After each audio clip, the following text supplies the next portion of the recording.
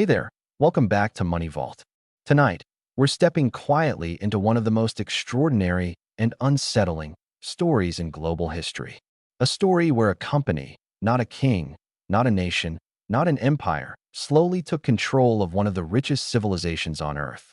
Because long before the British Crown ruled India, long before railways, telegrams, and colonial law, there was a private trading corporation with only 125 investors.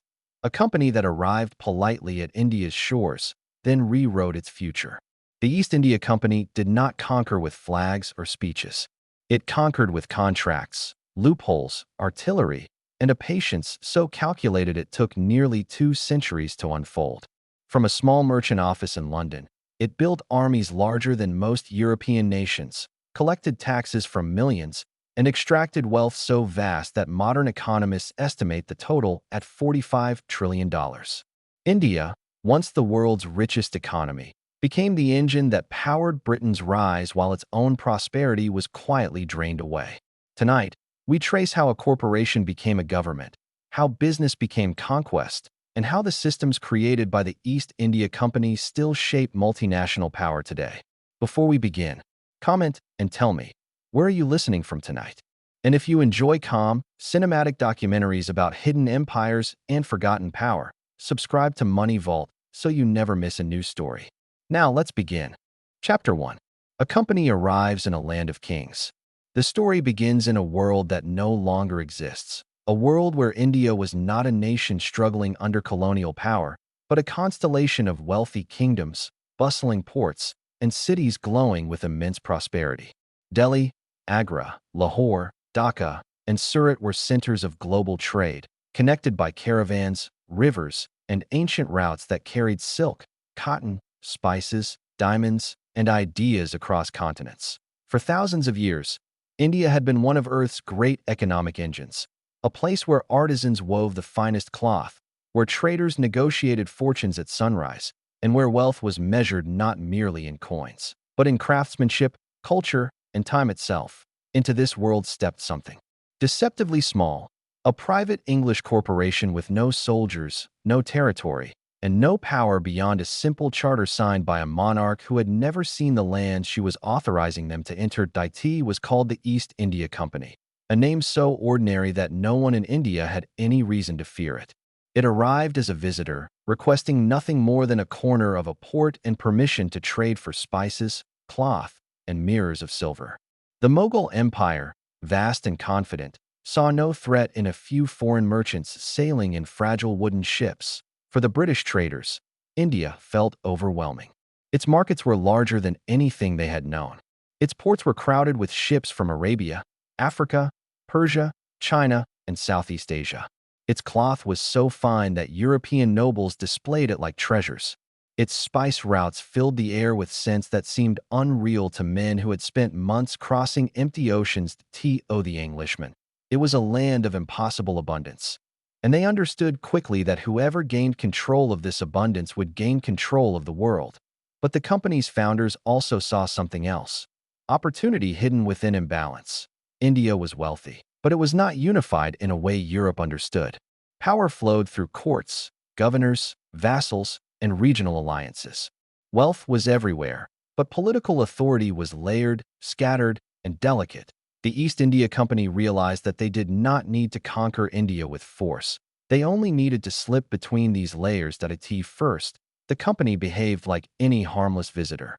They traded cloth, spices, and precious stones. They gifted mirrors and muskets to local rulers.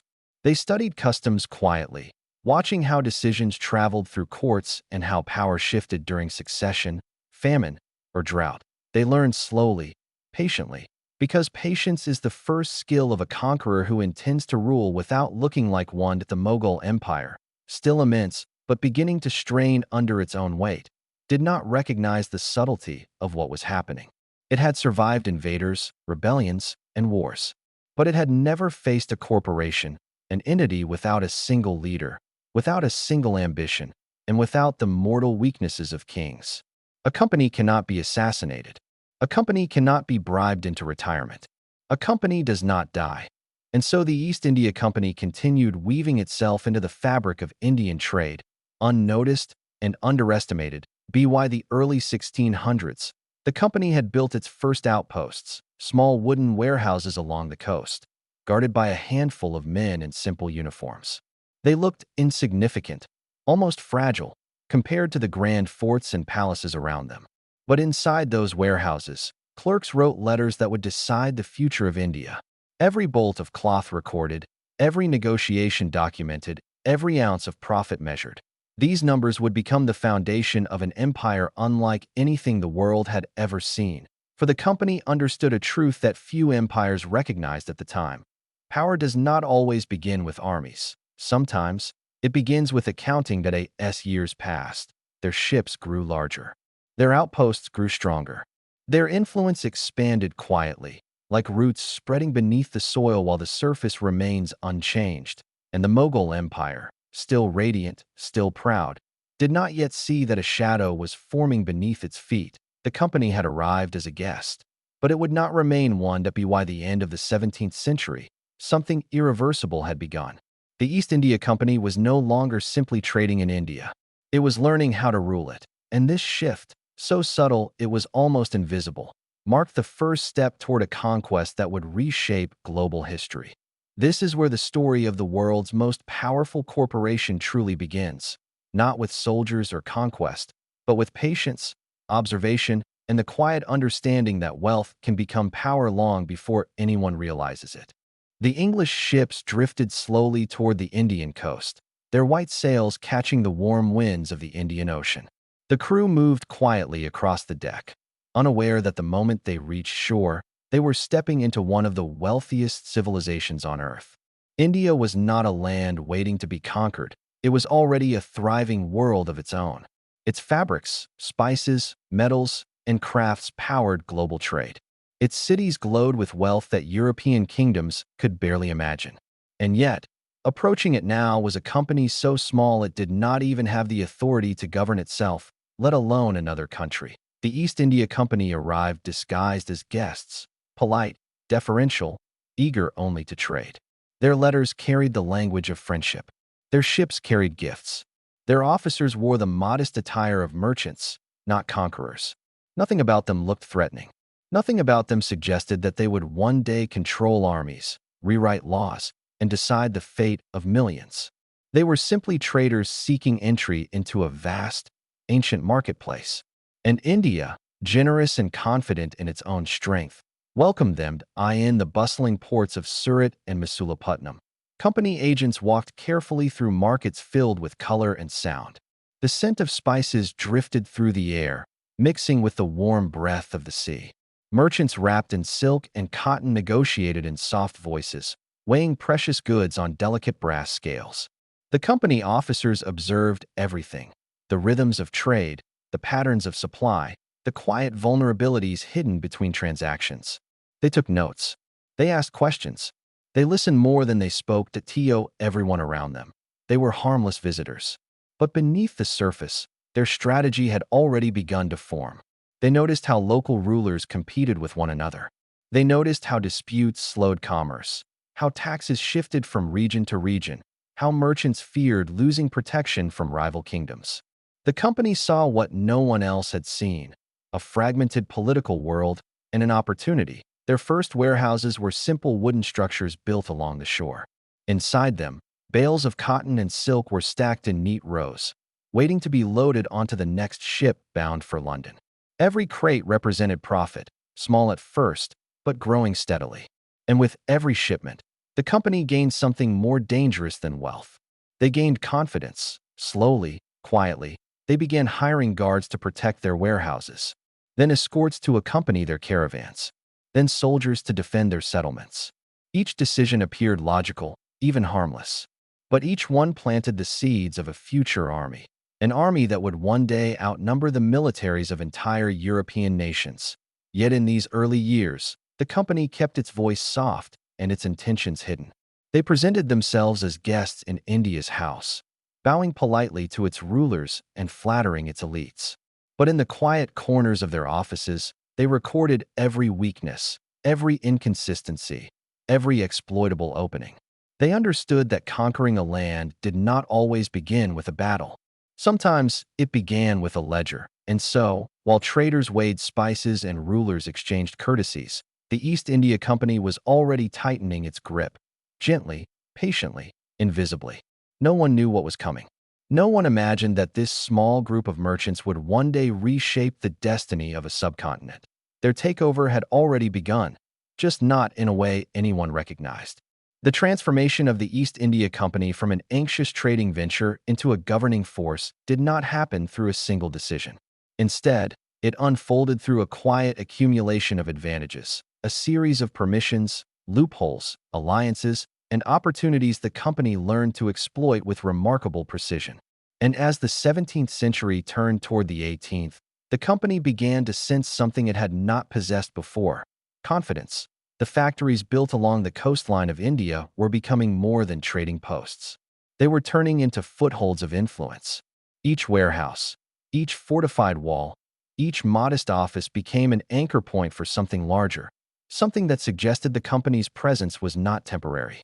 The Mughal Empire still towered over the subcontinent, magnificent and vast, but it was slowly stretching under the weight of internal disputes, regional ambitions, and administrative exhaustion. And the company watched these developments with quiet interest, understanding, even this early, that political instability could be converted into opportunity. In London, the company's directors encouraged an attitude of patience. They believed that time itself was their silent accomplice. India's wealth was so abundant, its markets so deep, its goods so valuable, that the company required only one thing to flourish: access. If they could remain long enough, trade long enough, entrench themselves deeply enough, the balance of power would shift without battles or declarations. Influence, they believed, was often a matter of endurance, but endurance alone would not be enough. The company's officials stationed in India began forming relationships with local merchants, intermediaries, and administrators. These relationships were not casual. They were strategic, built on gifts, negotiated privileges, and the subtle promise of mutual benefit. The company learned how taxes were collected, how disputes were settled, how land was managed, and which officials could be persuaded to help secure new rights or reduce existing restrictions. Over time, their knowledge of India's internal systems became as valuable as any cargo of silk or spices, and slowly, almost imperceptibly, these connections began to weave the company into the political fabric of the subcontinent. Their trading partners came to rely on them. Local rulers trusted them. Merchants appreciated the stability they brought to markets. Even the Mughal court, powerful as it was, saw the company as a useful actor, a foreign presence that did not threaten the throne but helped enrich its treasuries. The company, sensing this growing acceptance, moved carefully. They presented themselves not as conquerors but as guests, not as rulers but as traders. And in that subtle framing, they found their greatest strategic advantage. Still, beneath this appearance of cooperation, the company was watching the slow fragmentation of Mughal authority with increasing attentiveness. Across the empire, regional governors were asserting themselves more boldly. Armies that once marched under a single imperial banner began answering to local lords. Revenue collection became inconsistent. Disputes became more frequent. And though the vastness of India remained intact, its political unity was beginning to loosen. The company understood that when central authority weakens, those who possess resources, discipline, and organization can rise quickly. Its officers wrote letters back to London noting that India was entering a period of transition. They observed that a vacuum was forming, not yet open, but widening gradually. And if circumstances continued in this direction, the company predicted that military influence might one day become necessary to protect its commercial interests. For now, the company was content to maintain its image as a humble trading body. But internally, its strategies were shifting. The directors began authorizing the recruitment of armed guards to protect warehouses. The guards formed small companies. The small companies became regiments. And the regiments became the seeds of a private military force, a force that would one day grow larger than the armies of most European nations. In the early 18th century, could yet imagine that a corporation would one day rule vast territories. Not the Mughal emperors, not the British crown, and not even the directors of the company themselves, But the foundations of that unimaginable transformation were already being laid. Every new trading privilege, every fortified warehouse, every alliance with a regional official quietly expanded the company's footprint. And once an institution begins to grow in this way, slowly, steadily, and with a purpose aligned to profit, it becomes difficult to contain. By the time the Mughal Empire entered its final phase of decline, the company was already positioned not as a visitor, but as a power waiting for its moment. Its knowledge of India's economy, its networks of influence, and its increasingly organized military presence were converging into something unprecedented. And when the time finally came for the company to step beyond trade and into governance, it would not require a grand declaration or a dramatic conquest. It would require only a single opening, a political fracture deep enough to let a corporation slide into the role of a state. That opening was approaching, and the company was prepared to seize it. Chapter 2. The company learns to rule. The East India Company did not begin as a conqueror. Its earliest officers carried ledgers instead of weapons, and they believed their future would be won through negotiation rather than force. But by the early 1700s, something inside the company began to shift. Profit no longer came fast enough. Influence no longer felt deep enough. And the men who governed the company from London realized that trade alone could not secure the power they wanted. To dominate the Indian subcontinent, they would need something more permanent. Authority in the quiet hallways of Leadenhall Street, surrounded by polished wood and the steady scratching of quill pens, company directors began imagining a future in which they were no longer merchants, but sovereigns. India at the time was a mosaic of kingdoms, nawabs, and declining Mughal authority. It was a land with vast wealth, but divided leadership. The company understood that where political fragmentation existed, opportunity followed. And they intended to exploit that opportunity with patience, calculation, and a chilling willingness to bend the rules that governed normal trade. The company started small. First, they requested tax exemptions. Then, they petitioned for the right to mint their own coins. Soon after, they negotiated military protection for their factories, protection that slowly evolved into small private armies. These forces were first hired to defend warehouses and ports.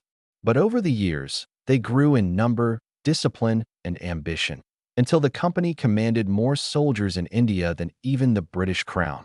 Their officers learned the landscape, the rivalries, and the delicate tensions between Indian rulers. They listened closely, studied quietly, and positioned themselves where influence could spread slowly without drawing suspicion. In the dusty towns of Bengal and the river ports of the Ganges, company agents appeared as allies, presenting themselves as partners who could stabilize trade and bring predictable revenues. Many Indian rulers accepted this partnership, believing the company's intentions to be commercial rather than political. But behind the curtains of London, a different vision was forming, one in which India's economy, resources, and governance would eventually fall into the company's grip.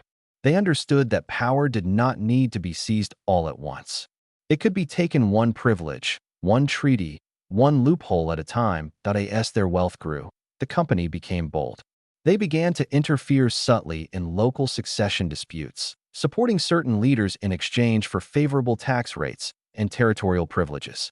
They supplied weapons and advice, always ensuring that the side they backed would become dependent on company support.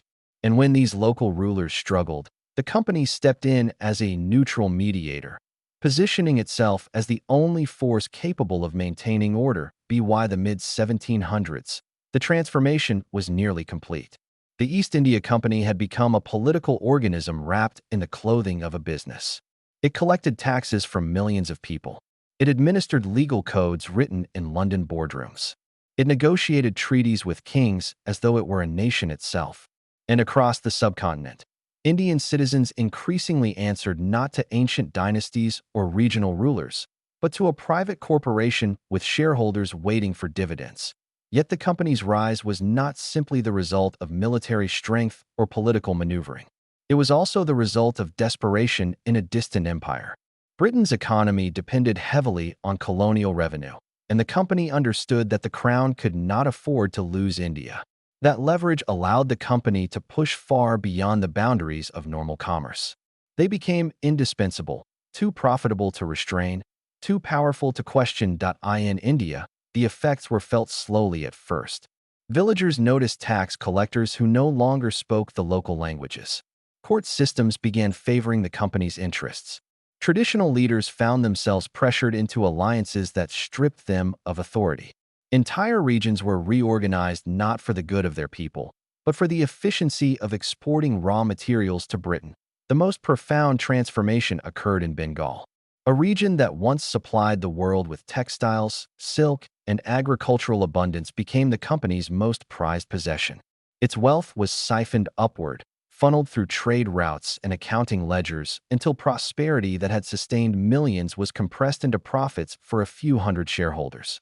But this imbalance would soon lead to a human tragedy of unimaginable scale, one that exposed the darkest truth of the company's new political identity. For now, though, this chapter marks the moment the East India Company crossed a threshold it could never return from. It was no longer a participant in India's future. It was becoming its architect, reshaping the subcontinent with a quiet, calculated force that would soon turn into something far more dangerous. As the East India Company tightened its grip on India, its power no longer resembled a trading house or even a colonial administrator. It had become something far more unsettling, a private empire, expanding not through loyalty or consent, but through contracts, loans, and quiet manipulation. And at the center of this expanding influence stood a network of company officials who understood that controlling India required more than military strength. It required controlling the very systems that defined daily life: revenue, land, justice, and the fragile trust of millions who never realized how quickly their world was being reshaped. The company began by transforming India's vast agricultural landscape into a ledger of profit. Fields that had once produced food for local communities were reorganized into revenue blocks, each one measured, surveyed, and taxed with an efficiency that had no precedent in the subcontinent. The company replaced traditional systems of sharing and stewardship with a rigid hierarchy of landlords, intermediaries, and collectors, people who owed their authority not to the communities they lived among, but to a foreign corporation thousands of miles away. And slowly, the rhythms of Indian life shifted. Harvests were no longer celebrated as the fruit of the land, but as payments owed to an entity that cared little for famine, drought, or human cost. Yet even this transformation was only one layer of the company's strategy. Its executives understood that to control resources, they needed to control the laws governing them. And so, they began to write a new legal system, a framework designed not for justice, but for extraction.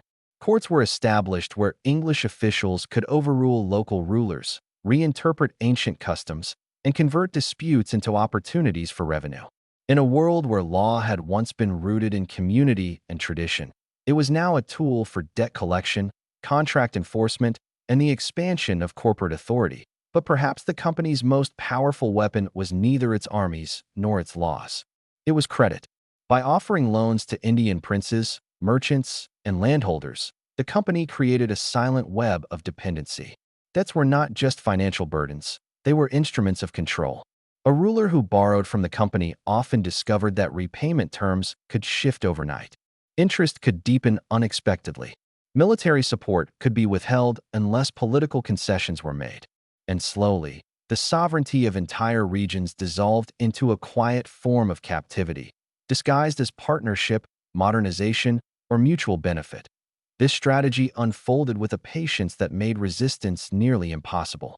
The company's agents learned to identify weakness: a kingdom facing succession disputes, a ruler short of funds, a merchant whose fortunes depended on trade routes the company controlled. And each time, the solution was framed as assistance: a loan, a treaty, an alliance. Yet behind every gesture of support was a carefully calculated step toward total domination. When rulers defaulted, territories were annexed. When merchants struggled, their industries were absorbed. When communities resisted, their leaders were removed under legal pretexts crafted by company lawyers. And through all of this, a subtle transformation took hold in the Indian economy. Wealth that had circulated through villages, guilds, and regional markets began to flow outward, toward London, toward company warehouses, toward investors who had never set foot on Indian soil. Spices, textiles, cotton, opium, tea, products that once sustained local prosperity, became part of a global machine designed to enrich a small group of shareholders an ocean away. For the first time in Indian history, the purpose of its economy shifted from supporting its people to supporting an empire built from ledgers and distant boardrooms. The company's rise was not fueled by dramatic battles or sweeping conquerors. It was built through something quieter and far more insidious: a slow redirection of power from homes, farms, and courts toward a private corporation that operated behind polished doors in London. India's rulers still wore their crowns. Its merchants still sailed their ships. Its farmers still worked their fields. But the decisions that shaped their futures no longer belonged to them. They belonged to the company. And as this subtle empire expanded, most people living under it had no idea how completely their world had already changed. They did not see the treaties being drafted, the debts being tallied, or the ledgers recording their harvests as commodities for distant investors. They did not hear the quiet conversations in London parlors, where men with little knowledge of India determined how its land, people, and resources would be governed. They only felt the consequences: rising taxes, shrinking harvests, courts where justice was spoken in a foreign tongue, soldiers enforcing rules they never agreed to, and a growing sense that something vast and irreversible had taken hold, not through conquest, but through quiet and calculated control. This was how the company conquered India long before its armies marched, not through force, but through systems, through structure, through the invisible machinery of corporate power. And by the time anyone realized what was happening, the transformation was complete. The deeper the company pushed into India, the more its identity transformed from merchant to monarch. And in the quiet offices of Calcutta, a new class of administrators emerged, men who believed that figures on a ledger were equal to the lives of millions. They studied rainfall patterns not to predict harvests, but to estimate how much tax could be extracted. They measured the weight of rice and wheat not to feed a population, but to set the price of famine relief. In these rooms, poverty itself became a line item, something to be managed, budgeted, tolerated. And as their calculations grew more aggressive, the company turned its attention from trade to taxation. Villagers who once owed small, seasonal dues suddenly faced demands that doubled, then tripled, until paying them required selling land that had belonged to their families for generations. Those who could not pay were dragged before courts the company itself invented. Legal systems written in English, enforced by soldiers, and adjudicated by clerks who had never stepped inside the villages they condemned. To the company, these courts were symbols of order. To the people living under them, they were instruments of fear. While the company's accountants kept writing new rules, its armies kept expanding. What had begun as a few thousand guards hired to protect warehouses evolved into one of the largest military forces on Earth. Regiment by regiment, the company trained Indian soldiers, sepoys, to fight in its name. They were disciplined, loyal, and skilled, but above all, they were inexpensive. And with every new battalion, the company tightened its grip on the subcontinent. Kings who once ruled proudly behind palace walls now found themselves negotiating with merchants who commanded armies larger than their own. The company understood a quiet truth about power: that conquest does not always require war. Sometimes all it needs is debt. And so it began lending money to Indian rulers at interest rates deliberately crafted to be impossible to repay. The moment a payment was missed, as the company knew it would be, entire territories were seized as collateral. Villages, farms, ports, and kingdoms changed hands not after battles, but after signatures. The subcontinent slowly turned into a map of losses, yet the company's dominance was not built solely upon strategy. It thrived on confusion, the confusion of farmers who did not understand why their taxes had doubled, of kings who did not know which British official held true authority, of families who believed they could negotiate their way out of policies that were designed to crush them. This confusion was not accidental. It was engineered. Every unclear rule, every overlapping regulation, every shifting treaty allowed the company to reinterpret the law in whichever way benefited its shareholders. By the time the British government realized the scale of the company's power, it was already too late. The company controlled armies larger than Britain's. It controlled ports more profitable than London's. And it controlled the flow of cotton, salt, tea, opium, and gold. commodities that quietly determined the wealth of nations. In distant corporate offices, dividends skyrocketed. Investors celebrated the astonishing returns from a land they would never see. But those returns were built on a system that left entire communities starving, indebted, and powerless. Even so, the company's rise continued. Railways were planned to transport goods, not people. Telegraph lines were laid to transmit orders, not conversations. Every brick, every rail, every beam of metal served the company's silent mission: extract as much as possible, as efficiently as possible, for as long as possible. India did not become a partner in British prosperity. It became the engine that powered it. From the outside, the company appeared disciplined and rational, a marvel of corporate organization. But within its ranks, something darker was growing. Young British officers, drunk on authority, began pushing policies driven less by strategy and more by arrogance. Taxes became harsher. Laws became stricter. Military discipline tightened to the point of cruelty. A slow, simmering tension spread through the sepoy ranks, through the villages, through the palaces that had been stripped of their influence. This tension was the whisper of a storm, subtle at first, then louder, then impossible to ignore. The company, drunk on its own success, could not see the pressure building around it. It believed its rule was permanent, its authority unshakable, its system flawless. But history has a quiet pattern. When power grows too confident, it begins to overlook the forces that can undo it. And as the company marched into the mid-1800s, it began to face the consequences of its own design. Famine spread in regions that once overflowed with grain. Revenues dropped in territories that had been taxed beyond their ability to recover. And beneath the surface, in barracks and marketplaces and distant villages, a new idea began to form. An idea that the company could be challenged. For the first time in its history, the East India Company stood on unstable ground. Not because its enemies were strong, but because its own foundation had begun to crack. Chapter 3. The company becomes a government. The transformation did not happen in a single moment. It unfolded slowly, like a shadow lengthening across a field at dusk, almost imperceptible at first, then unmistakable, until every shape beneath it disappeared. What began as a trading company, an organization meant to buy spices, textiles, and tea, was becoming something far larger, something far more dangerous. And as the East India Company expanded its influence, India began to feel the weight of a power that no longer behaved like a merchant, but like a rising empire that started with revenue rights. The company realized early that taxes, not trade, produced the real wealth of the subcontinent. In Bengal, where fertile lands produced immense harvests, the company gained the authority to collect revenue directly from millions of people. This shifted their identity completely. Merchants were becoming tax collectors. Traders were becoming rulers. And the countryside, once governed by local systems refined over centuries, was suddenly forced into a rigid, extractive framework designed only to enrich London. Villages accustomed to storing grain for monsoon failures were now pushed to pay fixed taxes regardless of crop conditions. Wealth that once circulated among farmers, artisans, and local markets flowed outward through a narrow channel, straight into the company's hands.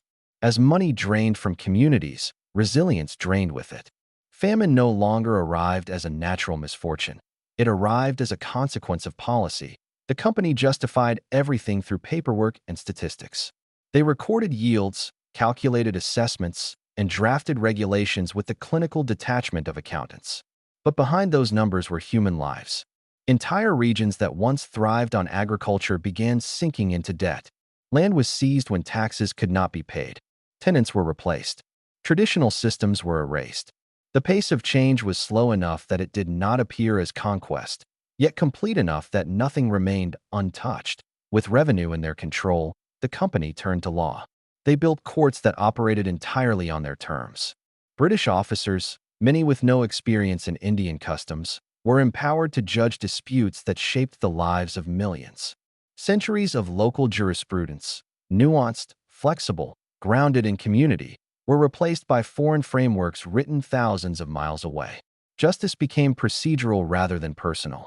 What mattered was not fairness, but compliance.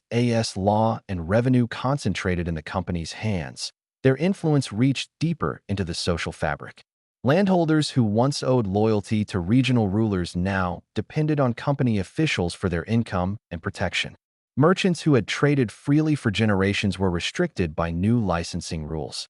Even religious endowments, previously untouched by political authority, were inspected and regulated. The company's presence seeped into every institution, and with each administrative reform, it expanded its grip without firing a musket or raising a flag. The transformation into a government accelerated when the company began maintaining its own civil service. Young men sent from Britain, sometimes barely out of school, were placed in charge of districts larger than European countries. They were given sweeping authority over taxation, law, policing, and land. Many entered their posts with romantic visions of reform, yet most were quickly absorbed into the machinery of extraction.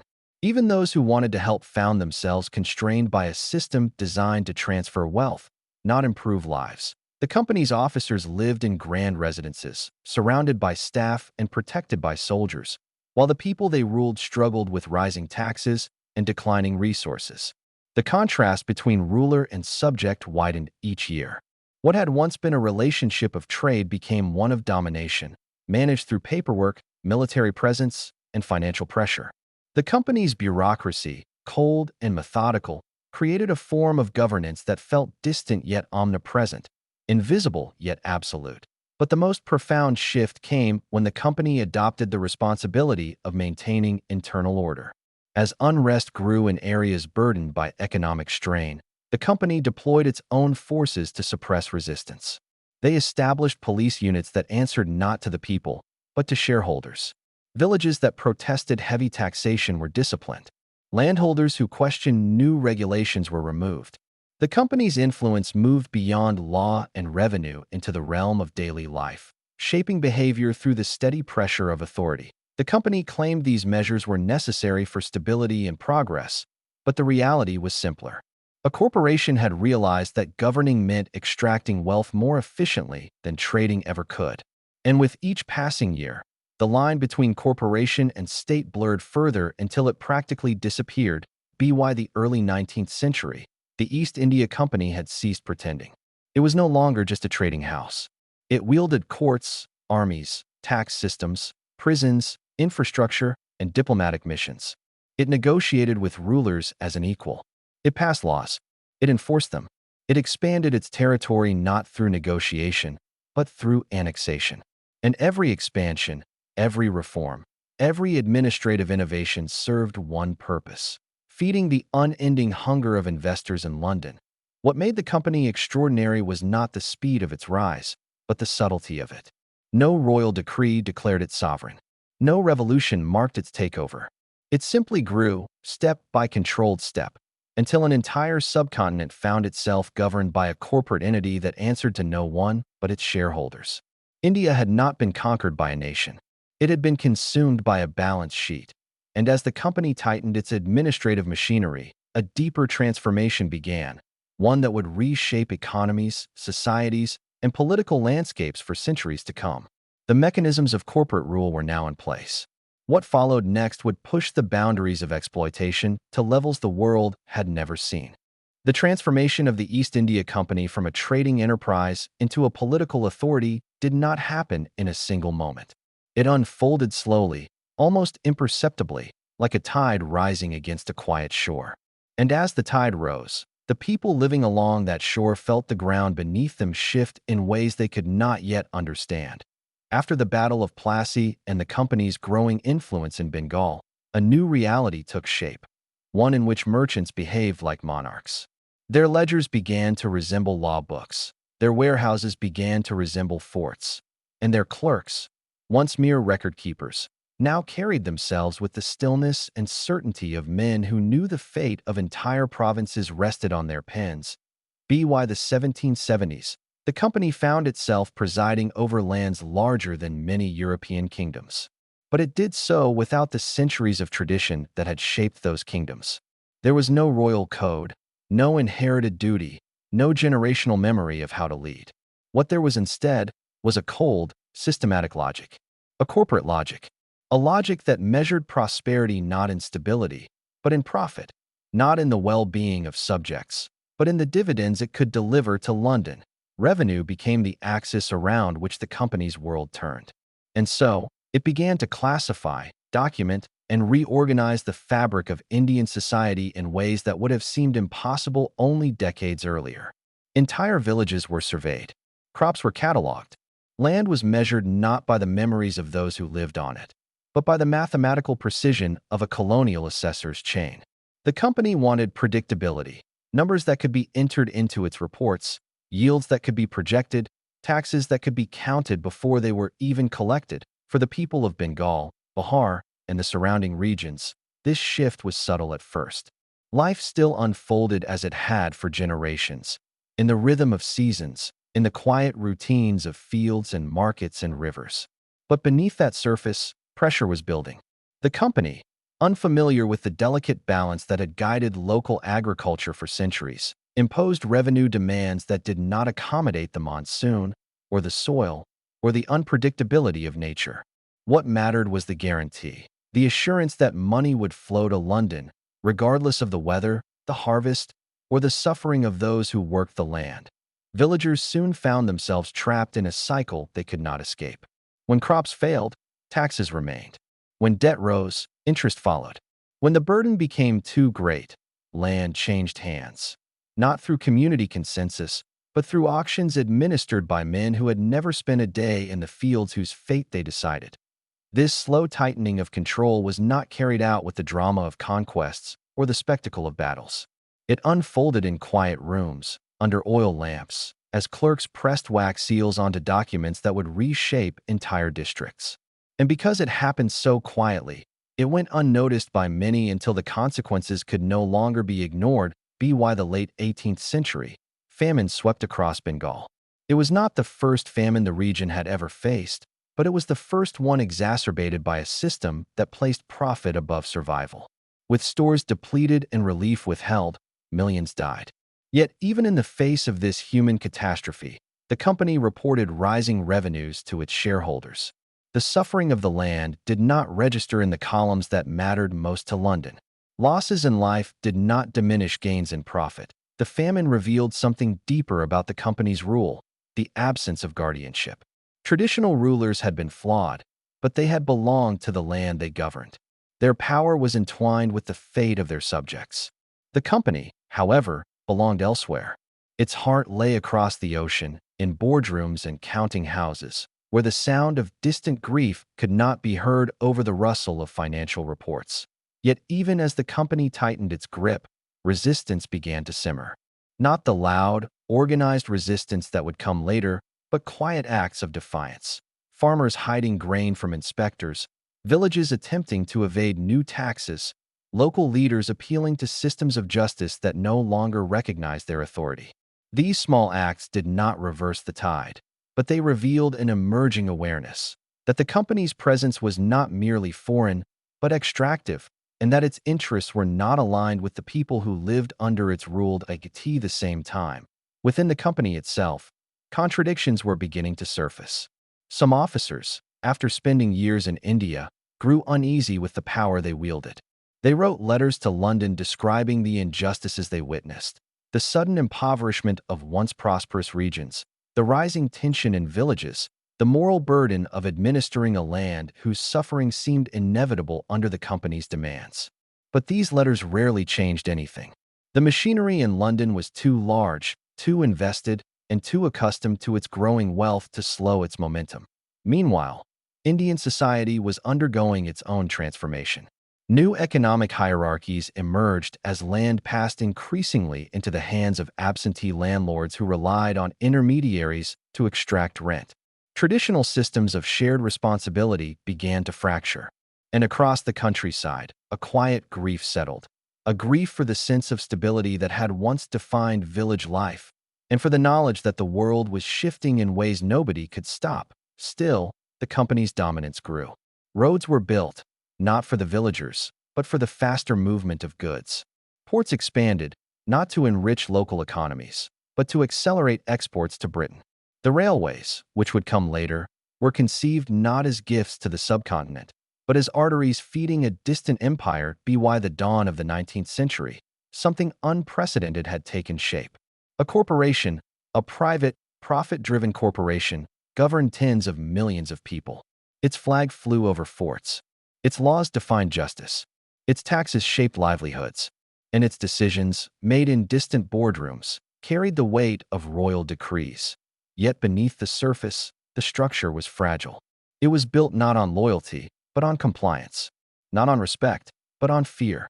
And though the company believed its power was unshakable, the seeds of resistance, reform, and eventual rebellion had already begun to take root in the very soil it sought to command.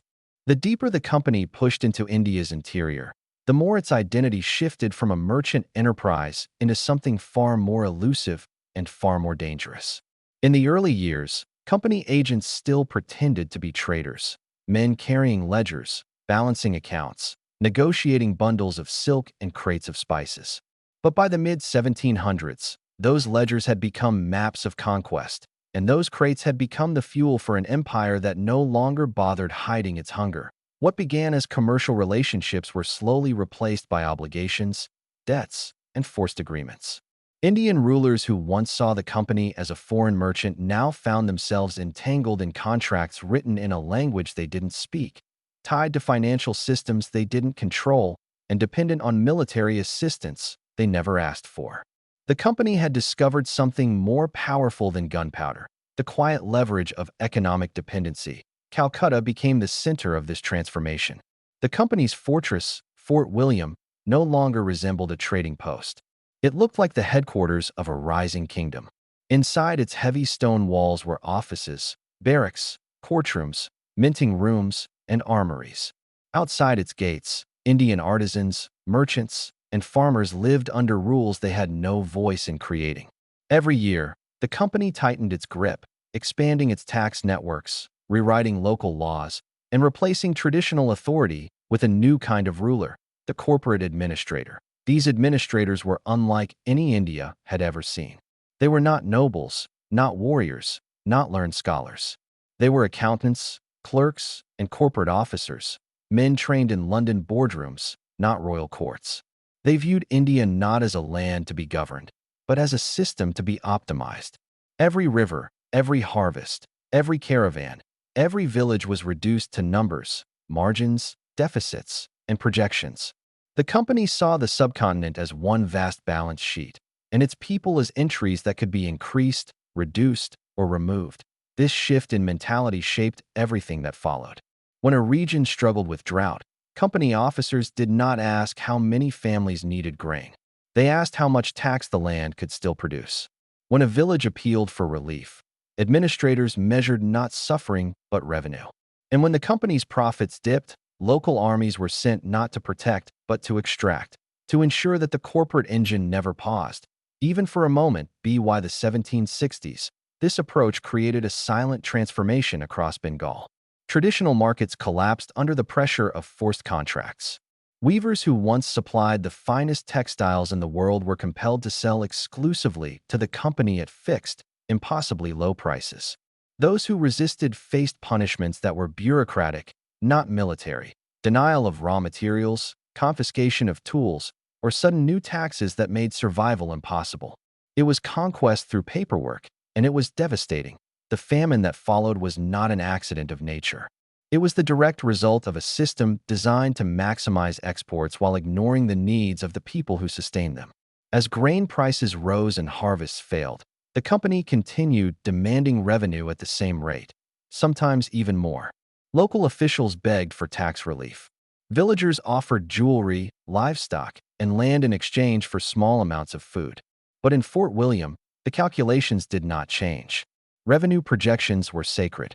Human life was not. The famine years became a turning point, not just for India, but for the company itself. Even as millions starved, the company's profits reached record levels. Investors in London celebrated. Dividends rose. And Parliament, disturbed by both the suffering and the corporate arrogance, realized for the first time that the East India Company had become something no government had ever confronted: a private corporation with the power of a sovereign state. But in India, the consequences were irreversible. Entire regions were depopulated. Villages that had thrived for centuries were reduced to silence. Agricultural systems collapsed. And through it all, company rule continued expanding. With each tragedy, the company claimed more authority, arguing that local rulers were incapable of governing and that only British administration could restore stability. This justification became the foundation for total control. Under the doctrine of revenue rights, the company acquired land not as an owner but as a collector. Under this subsidiary alliance system, Indian kingdoms surrendered their armies in exchange for protection. And under a web of commercial treaties, the company gained monopolies that stretched from Persia to China. The empire built through trade was now an empire built through governance, taxation, military presence, and legal authority. The transformation was complete. The East India Company had become a shadow government, a corporate state whose executives wore uniforms, whose officers commanded battalions, and whose boardroom decisions determined the fate of millions. Yet even in this era of total control, the company remained strangely insecure.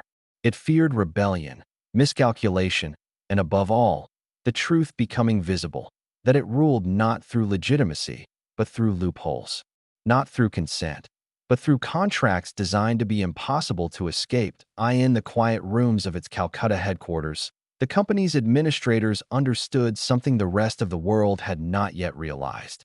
Their power did not come from Britain. It did not come from Parliament. It did not even come from their armies. It came from a structure so new that no one yet knew how to resist it. A corporation with the legal authority of a nation, but the motivations of a business. A power that fed not on loyalty or culture or identity, but on quarterly profits. And the people of India were beginning to understand what that meant. They were not subjects. They were assets, and assets, in the company's eyes, were only valuable as long as they could be extracted. Chapter 4. The company's power deepened in quiet layers, settling over India like a slow-moving shadow that few fully understood until it was too late. By the early 19th century, the East India Company no longer behaved like a foreign merchant seeking cooperation. It behaved like a sovereign power, a force that rewrote laws, extracted obedience, and shaped the future of entire regions with decisions made in distant boardrooms in London. And yet the men who carried out its will did not march under the banner of a nation. They marched under the emblem of a corporation, one whose ambitions were swelling far beyond trade. Across the plains of Bengal, in the courts of Awadh, and along the river routes stretching toward the Deccan, new administrative structures appeared, structures that replaced local customs with a bureaucratic machinery designed entirely for extraction. The company's officers documented every field, every yield, every household capable of producing revenue.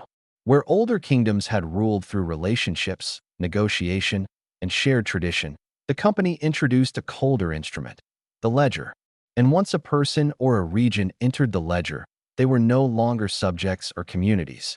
They became numbers, assessed for value, categorized by potential output, and measured by how efficiently their labor could be transformed into wealth for investors thousands of miles away. The company's tax system became one of the most punishing economic experiments ever imposed on a population. Villages that once grew resilient through flexible, seasonal obligations found themselves locked into rigid assessments that did not yield to drought, famine, or disaster. When crops failed, taxes did not. When storms washed away fields, payments remained due. And when entire districts starved, the company's collectors recorded the losses as unfortunate but acceptable, because in the eyes of the corporation, famine was not a human tragedy. It was a revenue shortfall. Yet the company insisted it brought order and progress. It pointed proudly to the new courts it had established, courts governed not by the traditions of the communities they ruled over, but by British commercial law. Under this system, land, once held collectively or through deeply rooted hereditary stewardship, became private property that could be seized, auctioned, or transferred to pay unpaid taxes. Thousands of farmers who had tended the same soil for generations suddenly lost their ancestral lands, replaced by absentee landlords who saw fields not as lifetimes of work, but as units in a speculative portfolio. This transformation did not occur through sudden conquest. It occurred through paperwork, through signatures, through the subtle tightening of administrative rules. And because the process unfolded gradually, each reform presented as logical and modern. Many did not recognize the scale of what was being taken from them. What the company was constructing was not simply a new economic system. It was a framework that made resistance nearly irrelevant. Even if a region rebelled, even if a ruler defied company orders, the administrative web remained. And once the web was in place, removal was nearly impossible. The company also understood the importance of alliances, not emotional alliances rooted in trust, but strategic relationships engineered for advantage. Indian elites who aligned with company interests were granted titles, privileges, and commercial opportunities. Some became wealthy intermediaries, building fortunes as the company's influence expanded. Others joined reluctantly, knowing that refusing cooperation often meant economic ruin or political isolation. Through these networks, the company ensured that even within India, its power was echoed and reinforced by those who benefited from its rise. At the same time, British officials in London began to rely heavily on the revenues extracted from India to fund their expanding ambitions across the world. Wealth that should have remained in the soil of Bengal or the markets of Bombay flowed steadily into imperial coffers, supporting new wars, new colonies, and new global strategies. India had become more than a trading partner or a governed territory. It had become the financial engine of empire. Without India, Britain's dreams of global dominance would have collapsed. Without Indian revenue, its wars would have faltered. The company understood this dependency deeply, using it to negotiate favorable policies from Parliament, ensuring that its rule remained secure even when scandals or crises threatened its reputation. Meanwhile, the people living under company rule carried the unseen burden of this transformation. Markets shifted, land changed hands. Artisans lost livelihoods when British imports flooded the economy. The delicately woven fabric of village life, interdependent, seasonal, deeply tied to land and craft, began to unravel. New systems demanded new roles, roles that many were never prepared to fulfill. Those unable to adapt were pushed into debt, displacement, or desperation. And yet this suffering remained invisible to the world beyond India. In London, investors read quarterly reports that spoke of increased efficiency, expanded revenue, and improved compliance. The numbers were clean. The reality was not. But beneath the surface, tension began to accumulate. The company's expansion had reached a point where its appetite for control collided with the cultural, social, and spiritual foundations of the people it ruled. Policies once designed for profit now touched religion, identity, and tradition, areas where compromise was impossible. And as the company pushed deeper into these realms, it ignited sparks that neither its armies nor its administrative machinery could contain. The next era of company rule would not be defined by quiet extraction. It would be defined by resistance. The company's power in India did not expand through dramatic battles alone.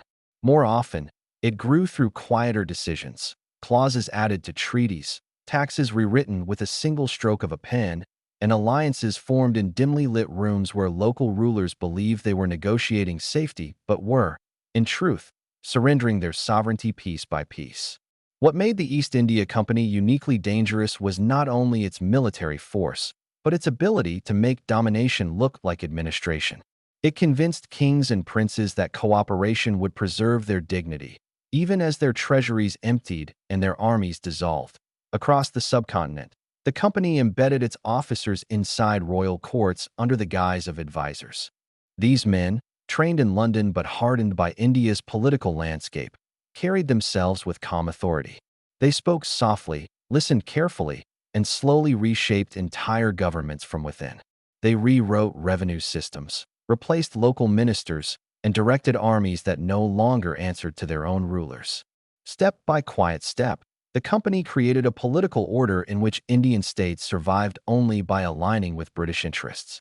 And when a ruler resisted, the company simply tightened tax demands or redirected trade routes until compliance followed. In Bengal, the transformation was the most brutal. After the Battle of Plassey, the company gained control not just of land, but of cash flow, collecting taxes from millions of people who had never seen an Englishman before. Villages that once paid tribute to their local nawabs suddenly found themselves financing the operations of a foreign corporation. To the farmers, artisans, and merchants who lived under this new regime. The shift felt almost surreal. Their daily routines remained unchanged, yet the wealth they produced no longer remained in their communities. It moved silently through a chain of intermediaries until it reached ships headed back to Britain. Over time, this extraction created a slow and persistent decline. Local markets grew thinner.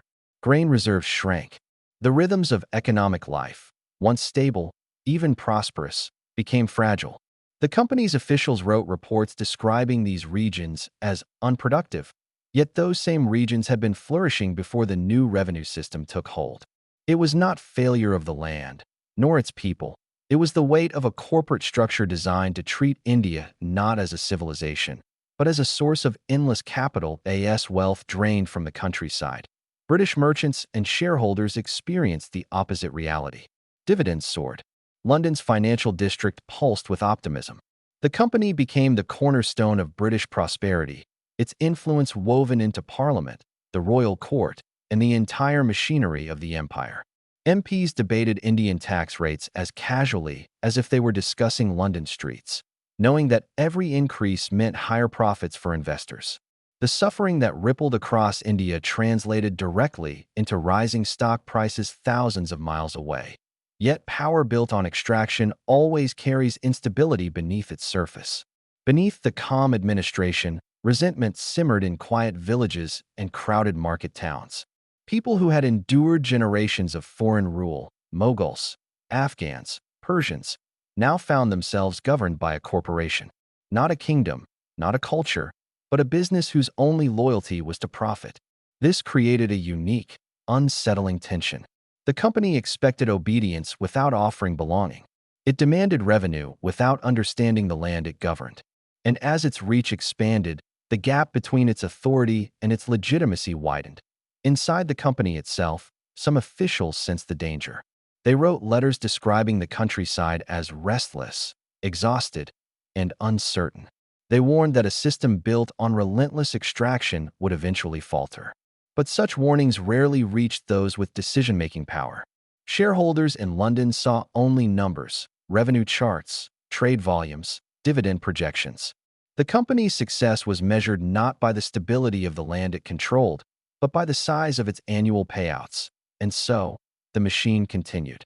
More taxes, more land seizures, more regulations that reshaped ancient economies into channels that served only a single corporate entity.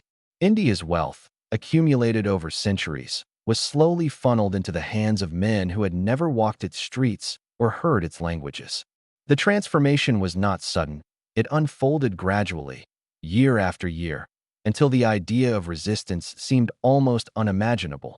But beneath the quiet surface, pressure was building. Conditions in many regions grew harsher. Famines, once rare, became more frequent as local reserves were dismantled. Farmers sold tools they could no longer afford. Artisans abandoned crafts passed down through generations.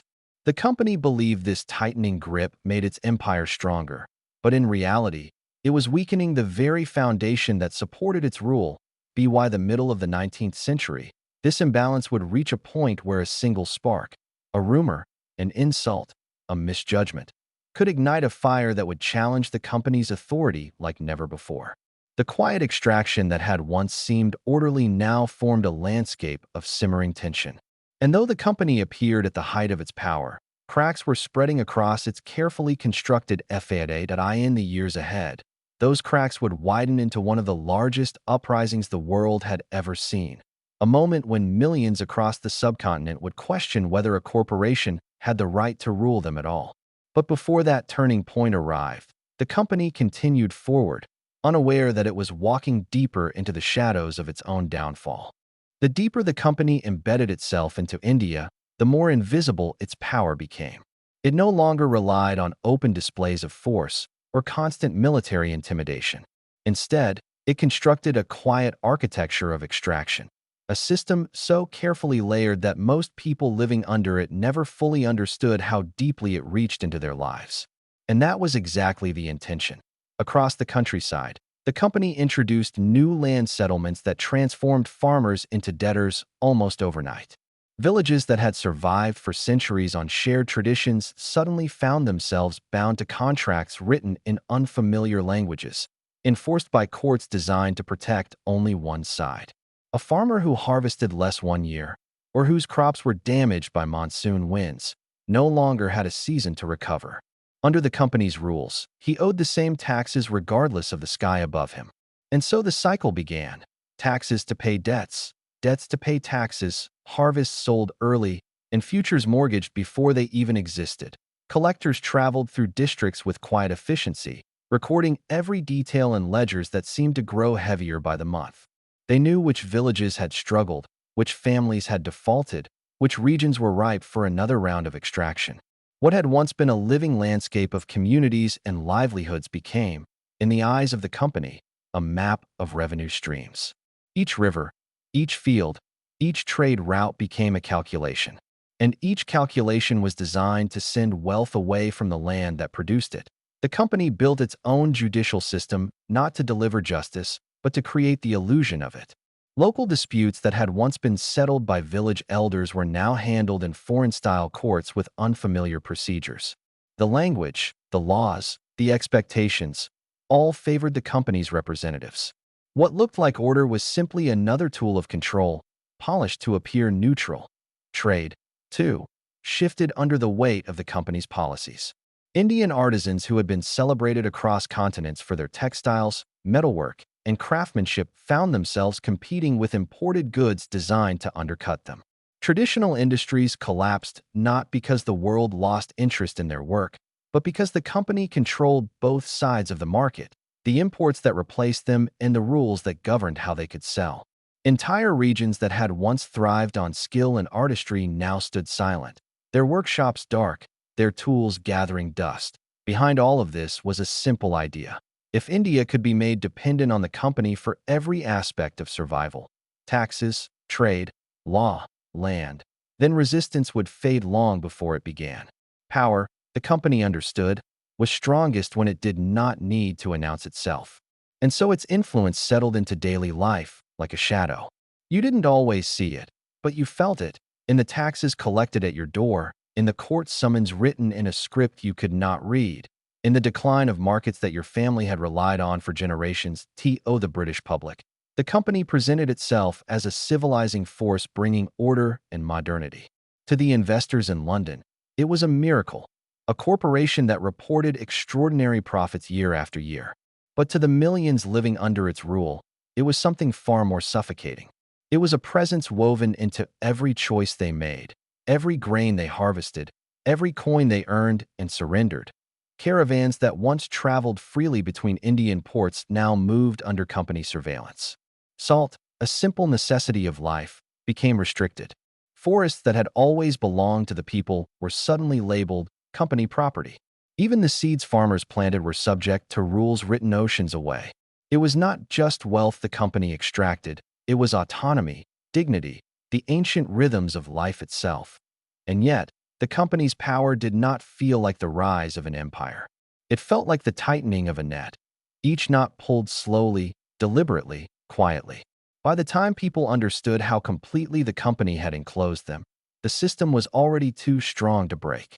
Even resistance movements, brave as they were, often found themselves crushed not by violence, but by the simple machinery of bureaucracy. Unpaid taxes, seized lands, withheld rights. In London, the investors celebrated another profitable quarter. In Calcutta, the administrators refined new policies. But in the villages, the reality was different.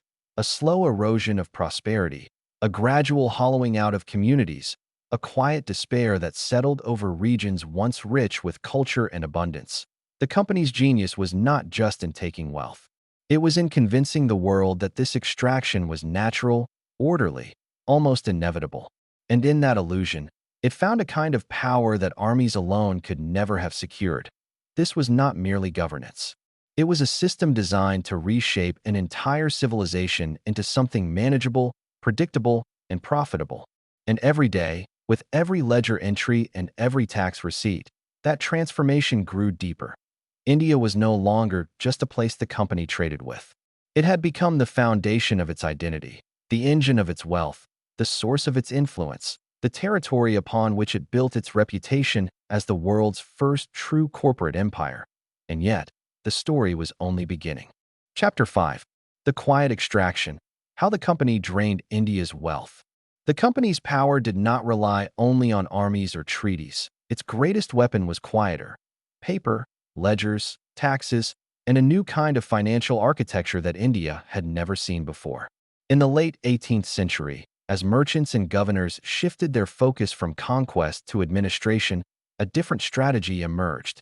A strategy that would extract more wealth than any army could ever seize. That it began with land. The company realized that controlling territory was not enough. To turn India into a permanent revenue machine, it needed control over the very structure of society, over farmers, over harvests, over the right to grow and sell. And so it introduced systems that looked administrative on the surface, but underneath, reshaped India's economy into something unrecognizable. That in Bengal, the permanent settlement promised stability, but delivered devastation.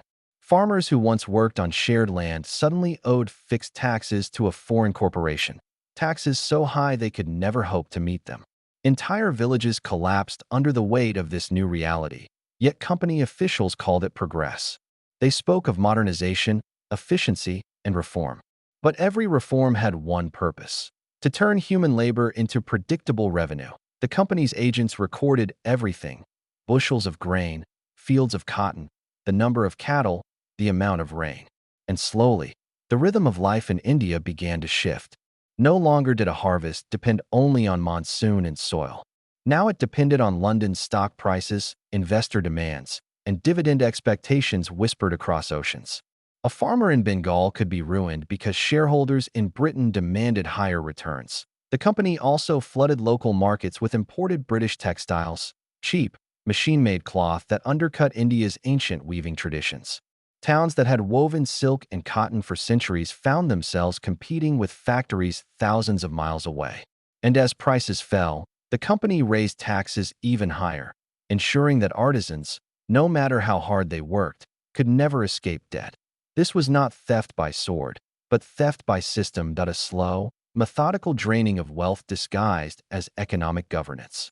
Every coin collected from farmers, every bale of cotton exported to England, every forced crop sold at company fixed prices, all of it fed the machinery of empire. And in London, shareholders celebrated. Dividends soared.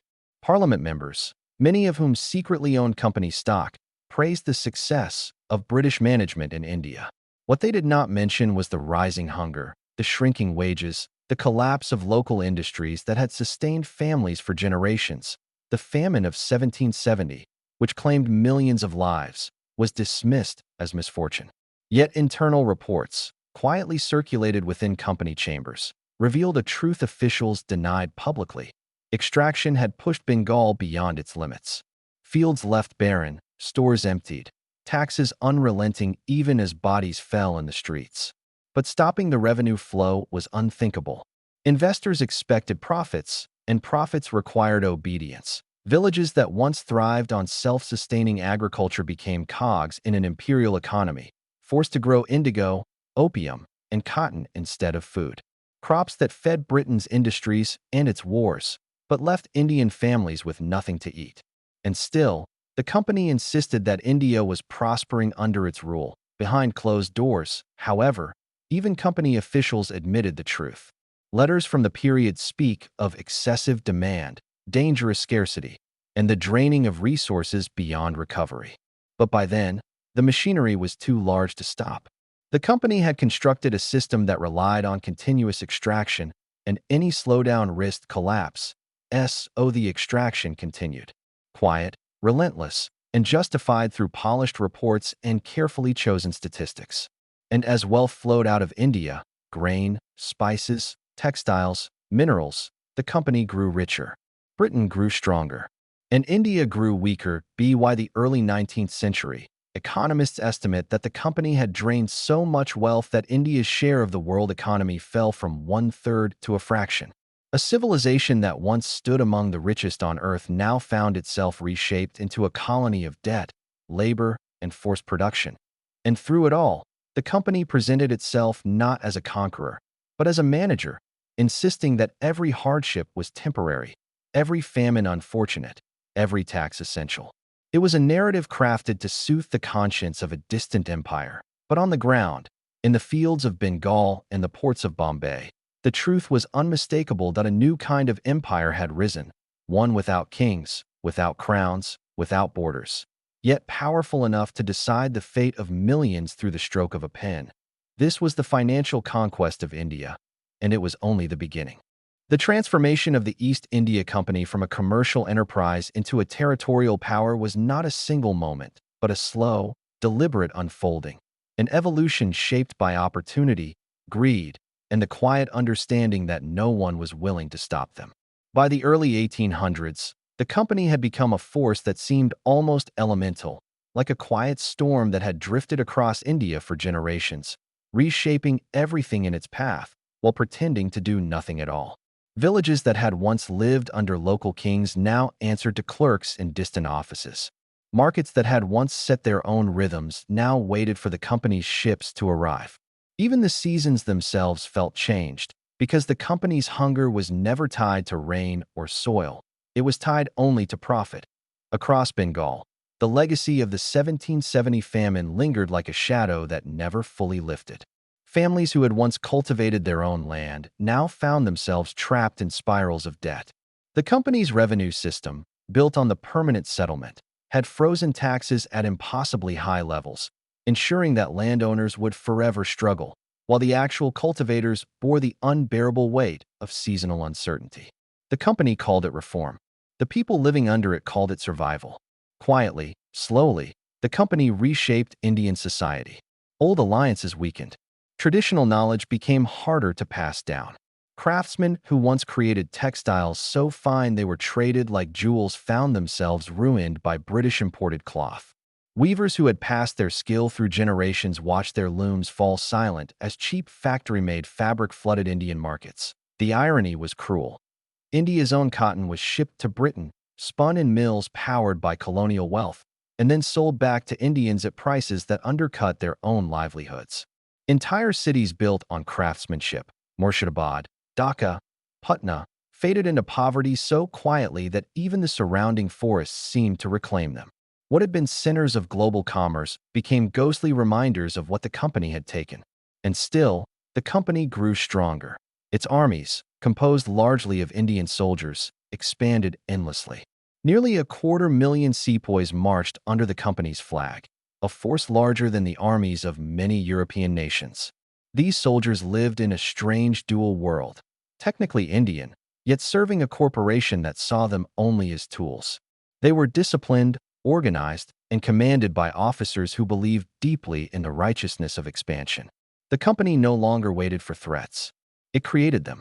Each war was framed as defensive, each annexation justified as necessary, each treaty rewritten to ensure future domination. In courtrooms built in colonial styles, new laws slowly replaced centuries of local tradition. The company introduced codes and regulations that flattened India's complex legal tapestry. Custom was dismissed. Community memory was ignored. Only the company's interpretation mattered, and because its interpretation was always tied to revenue, justice became something measured in coins rather than in fairness.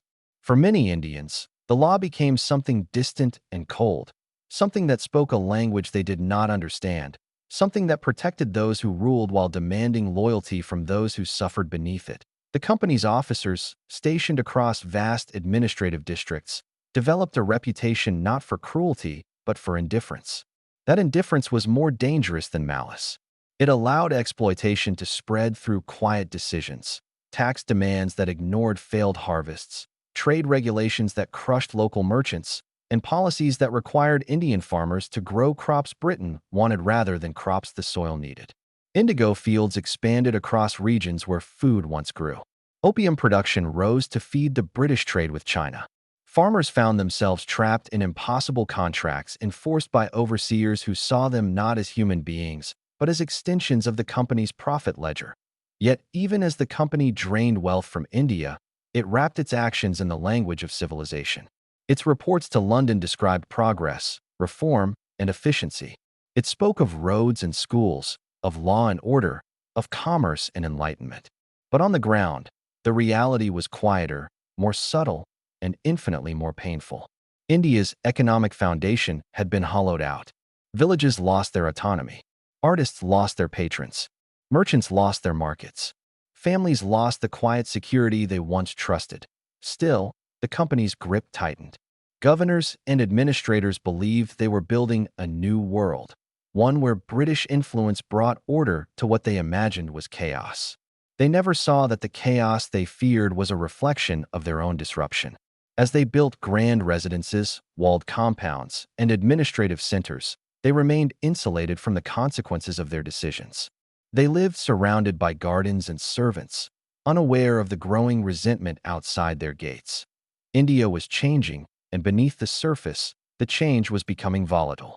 Whispers traveled through markets and barracks. People spoke of taxation that felt endless, of soldiers treated with disrespect, of livelihoods destroyed by policies designed thousands of miles away. There was no single spark yet, but the air was thick with unspoken frustration. The company, however, believed itself invincible. Its directors in London saw rising revenues and expanding territories. They believed the system they built was stable, efficient, and eternal. They did not hear the quiet discontent moving across the land. They did not notice the tension building among the sepoys. They did not understand that a corporation pretending to be a government cannot hold millions of people indefinitely by force. This segment ends at the edge of that growing tension, before the first great cracks begin to show. A storm was forming, slow and silent, in the hearts of the very people who sustained the company's rule. And though no one yet knew it, this storm would become one of the greatest upheavals in the history of British India. Slowly, almost imperceptibly, the East India Company transformed from a merchant enterprise into something far larger and more dangerous. It no longer behaved like a trading house seeking profit through negotiation or partnership. Instead, it began to function like a parallel state, a quiet, calculated authority operating beside the fading remnants of India's traditional powers. The company built its own bureaucratic machinery, one ledger at a time, until the financial systems of entire regions were indistinguishable from its internal accounts. Villages that once paid tribute to local rulers now found themselves woven into a foreign administrative network where taxes fed not their people, but a distant boardroom in London that most would never see and could never imagine. In the countryside, revenue collectors moved methodically through fields, documenting harvest yields with the precision of accountants rather than the compassion of governors. Their goal was not stability, but extraction. The company measured land not by the lives it supported, but by the profits it could generate. Famines that should have softened policy instead hardened it, as the company considered human suffering an unfortunate but acceptable variance in financial performance. Where local rulers once reduced taxes in years of scarcity, the company increased them, insisting that its shareholders should never experience reduced dividends merely because millions were starving. With every season, its power grew more deeply rooted. The company deployed surveyors who redrew boundaries that had existed for centuries, reorganizing entire regions into revenue zones crafted to streamline profit. People who once understood their place within older cultural and political systems now found themselves governed by impersonal policies written in English by strangers who measured the world in columns of numbers. The company's administrators believed they were modernizing governance, but what they truly did was sever millions from the continuity of their past, replacing inherited rhythms of life with rigid structures designed for London's prosperity. The company's military presence deepened this transformation. Soldiers who had begun as protectors of trade routes became the enforcers of policy, ensuring that taxes were collected, contracts honored, and dissent quietly dissolved. Villages that resisted found themselves facing disciplined battalions whose loyalty was not bound to the land they marched upon. This imbalance of allegiance made resistance feel futile before it even began.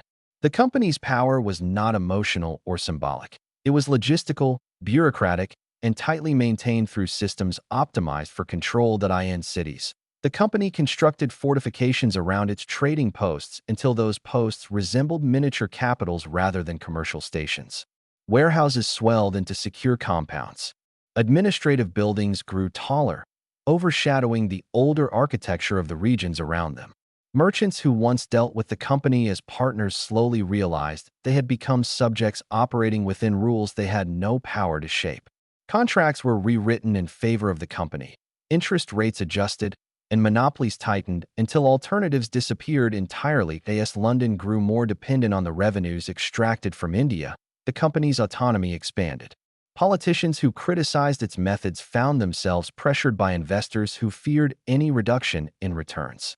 Over time, it became nearly impossible to distinguish where British national interest ended and the company's private agenda began.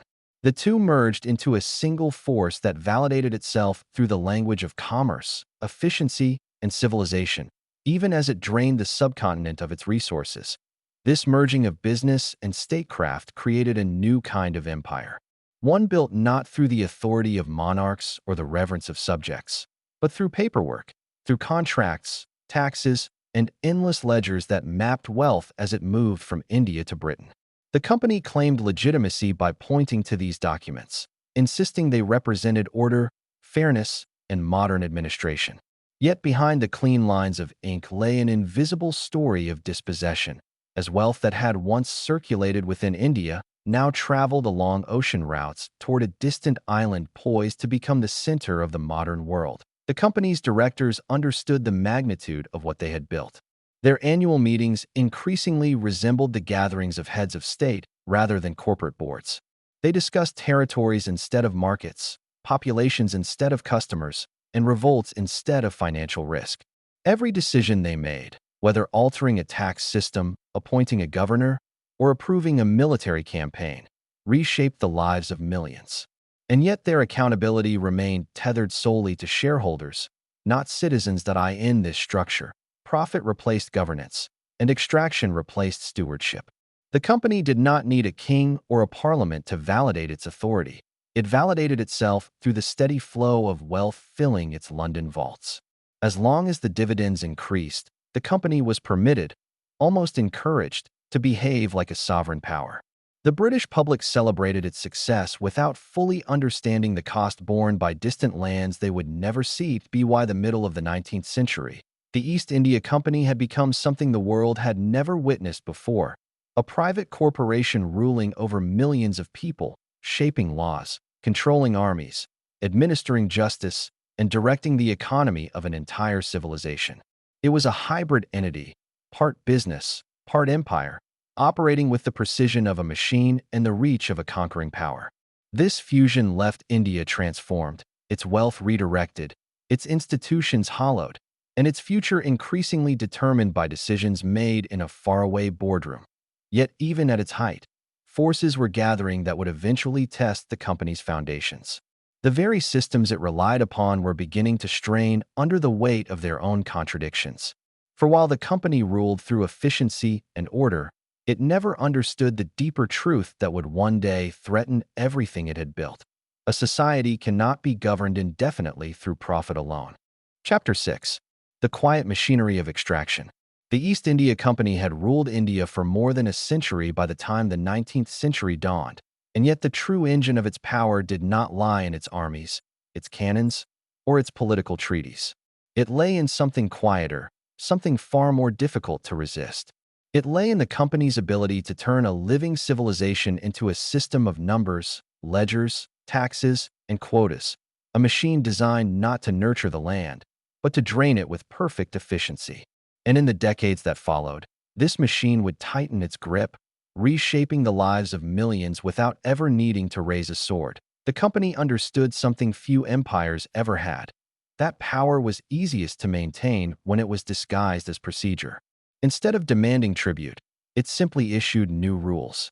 Instead of conquering kingdoms, it absorbed their revenue systems. Instead of punishing resistance with open violence, it punished it quietly, through debt, land seizures, and legal codes written to protect its own interests. People did not see an empire advancing.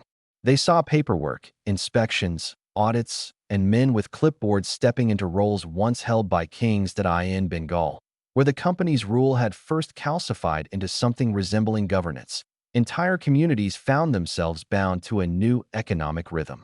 Farmers who had once grown food for their families were instructed to plant cash crops demanded by global markets. Indigo, cotton, and opium replaced rice and wheat. The land was no longer a source of sustenance. It was a tool of extraction.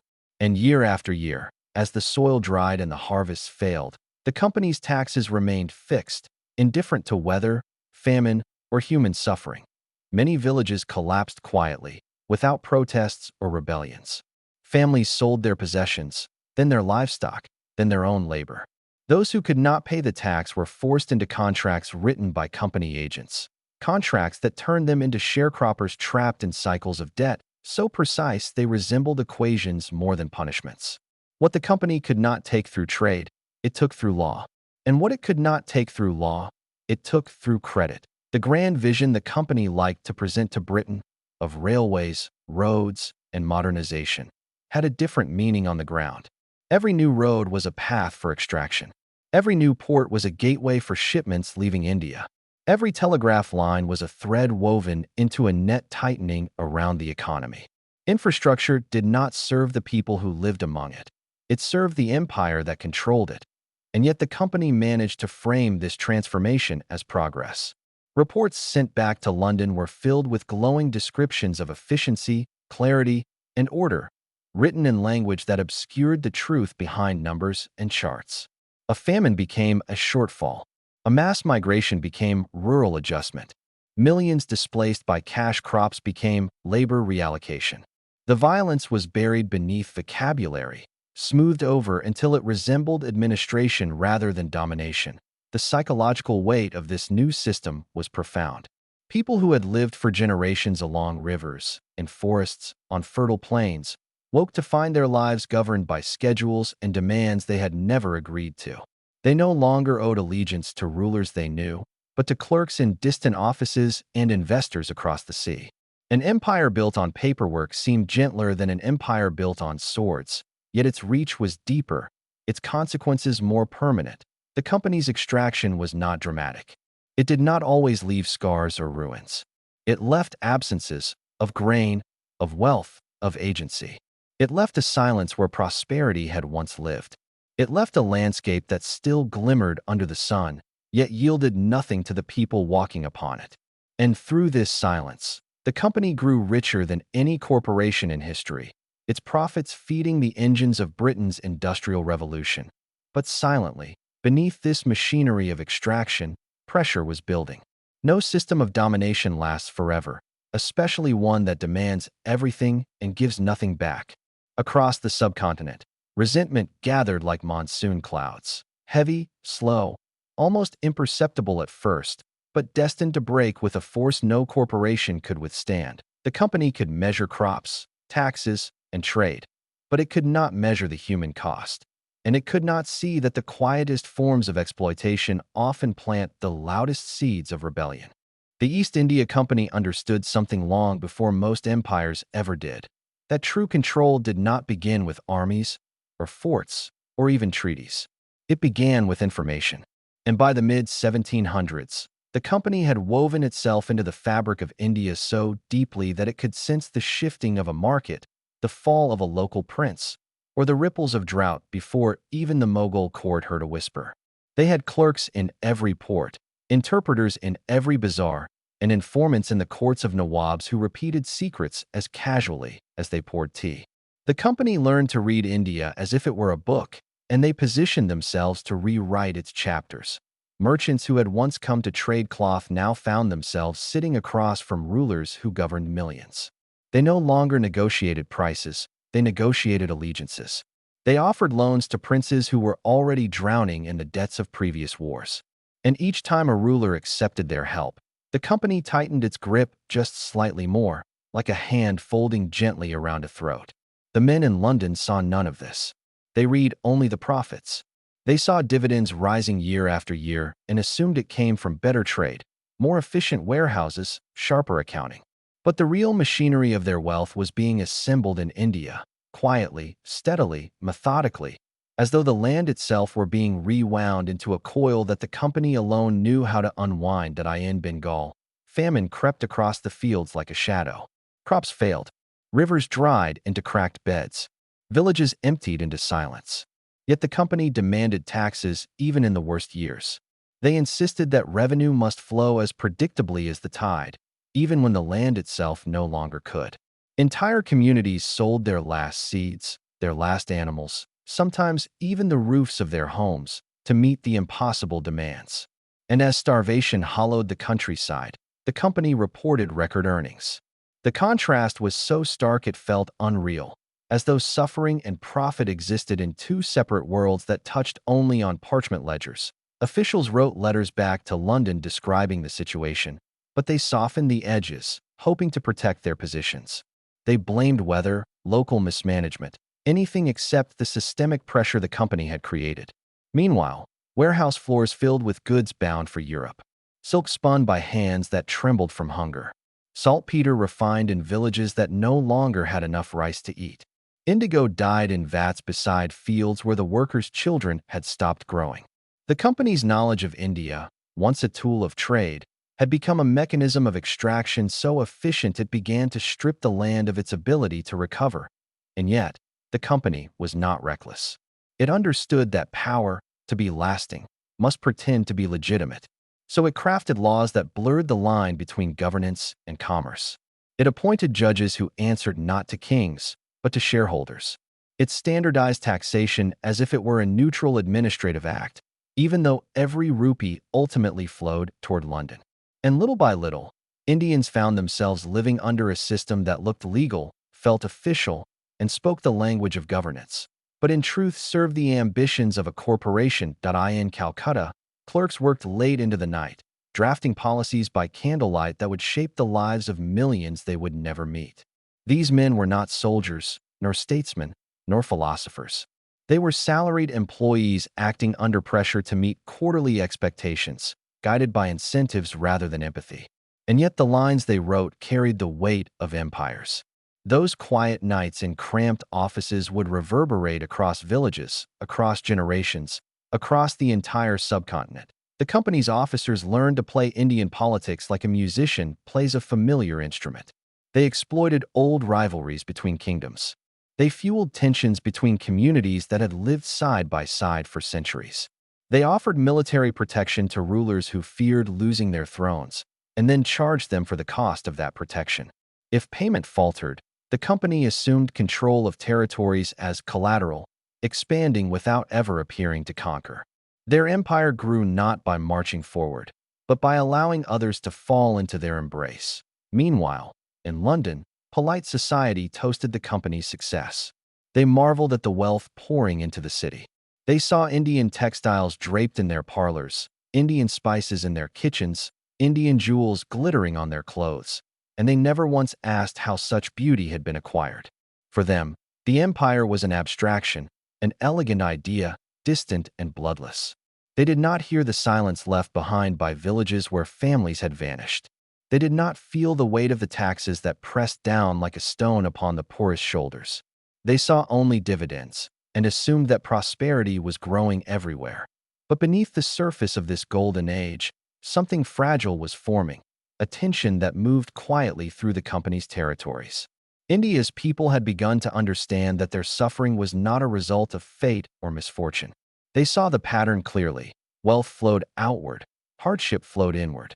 They recognized that the company, once just a visitor, now sat in the seat of their rulers.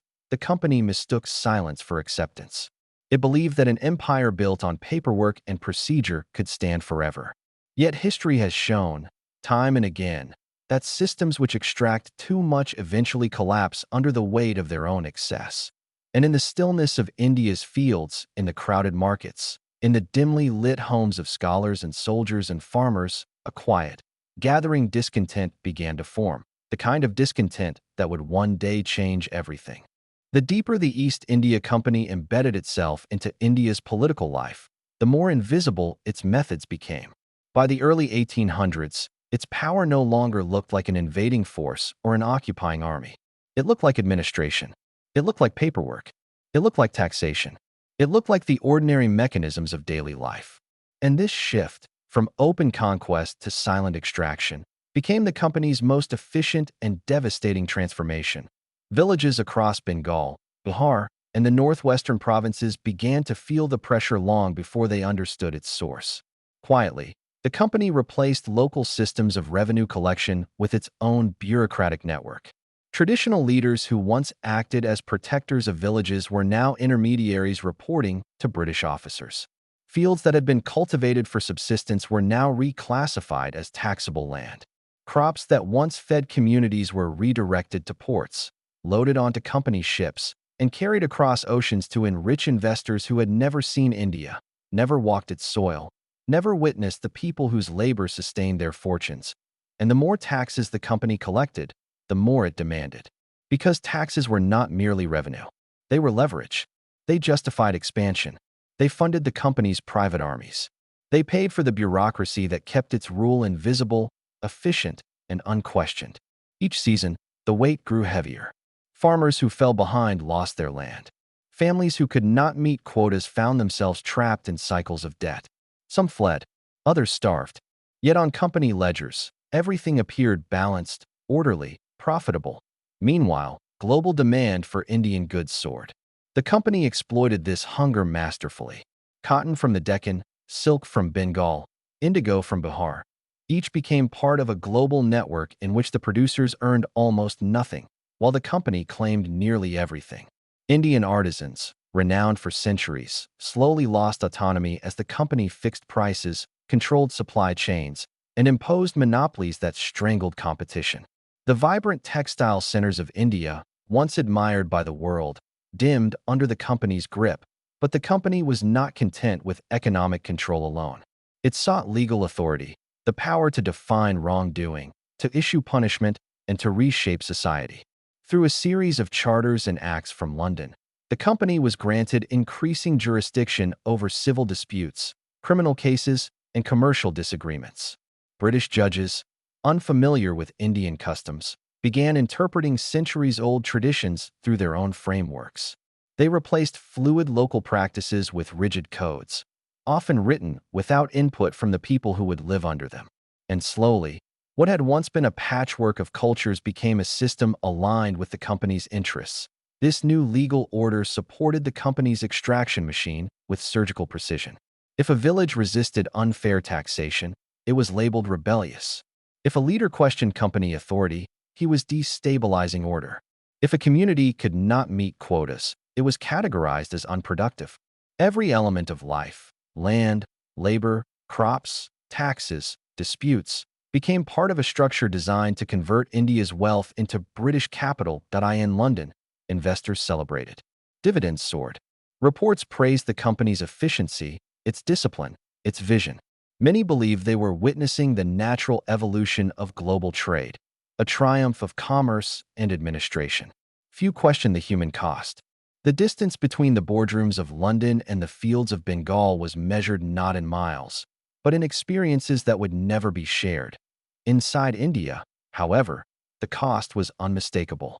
Entire regions faced famine after famines, not because nature failed, but because the company's policies transformed scarcity into catastrophe. Food that should have fed local populations was redirected toward profit. Grain markets were controlled. Prices rose beyond reach. And still, the company demanded taxes, even when starvation swept across provinces. To the company, revenue took precedence over survival. Yet the company maintained its image as a civilizing force. Its officers wrote dispatches to London describing India as disorganized, unproductive, in need of guidance. They framed their rule as a gift, the introduction of order to a land they claimed was chaotic. But this was a narrative constructed for shareholders, politicians, and public opinion. It concealed the truth that the company's systems were designed not to uplift India, but to extract from it. And extraction was not merely an economic act. It was psychological. As generations grew up under company rule, many could no longer imagine a world in which their land, their labor, or their livelihoods were their own. The company had become an unseen presence woven into the structure of society. Its decisions shaped the rhythms of life. Its officials appeared at harvests, marketplaces, tax offices, courts. It rewrote the relationship between people and power. Even so, resistance simmered. Quietly at first, in the murmurs of farmers, in the frustrations of artisans, in the anger of soldiers who served in the company's armies but felt no loyalty to it. The company believed its authority was unquestionable. It believed its victories were permanent. But beneath the surface, something was forming, something the company had not anticipated. The pressure it created, decade after decade, would not remain contained forever. For now, though, the company's machine continued to operate with ruthless efficiency. Wealth poured into London. India's economy weakened. Power consolidated further in the hands of a corporation that had forgotten it was a corporation.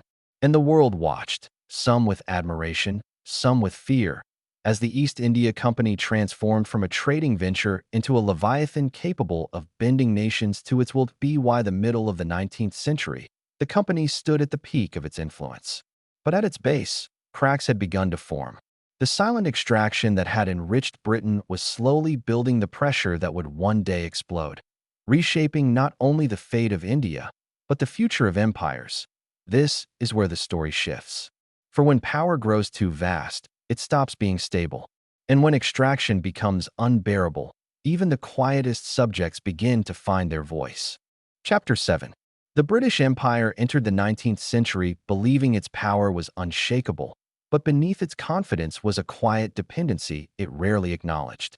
By now, the East India Company had become the empire's beating financial heart, and without India's revenue, London would have struggled to sustain its armies, its expanding navy, and its increasingly expensive industrial projects.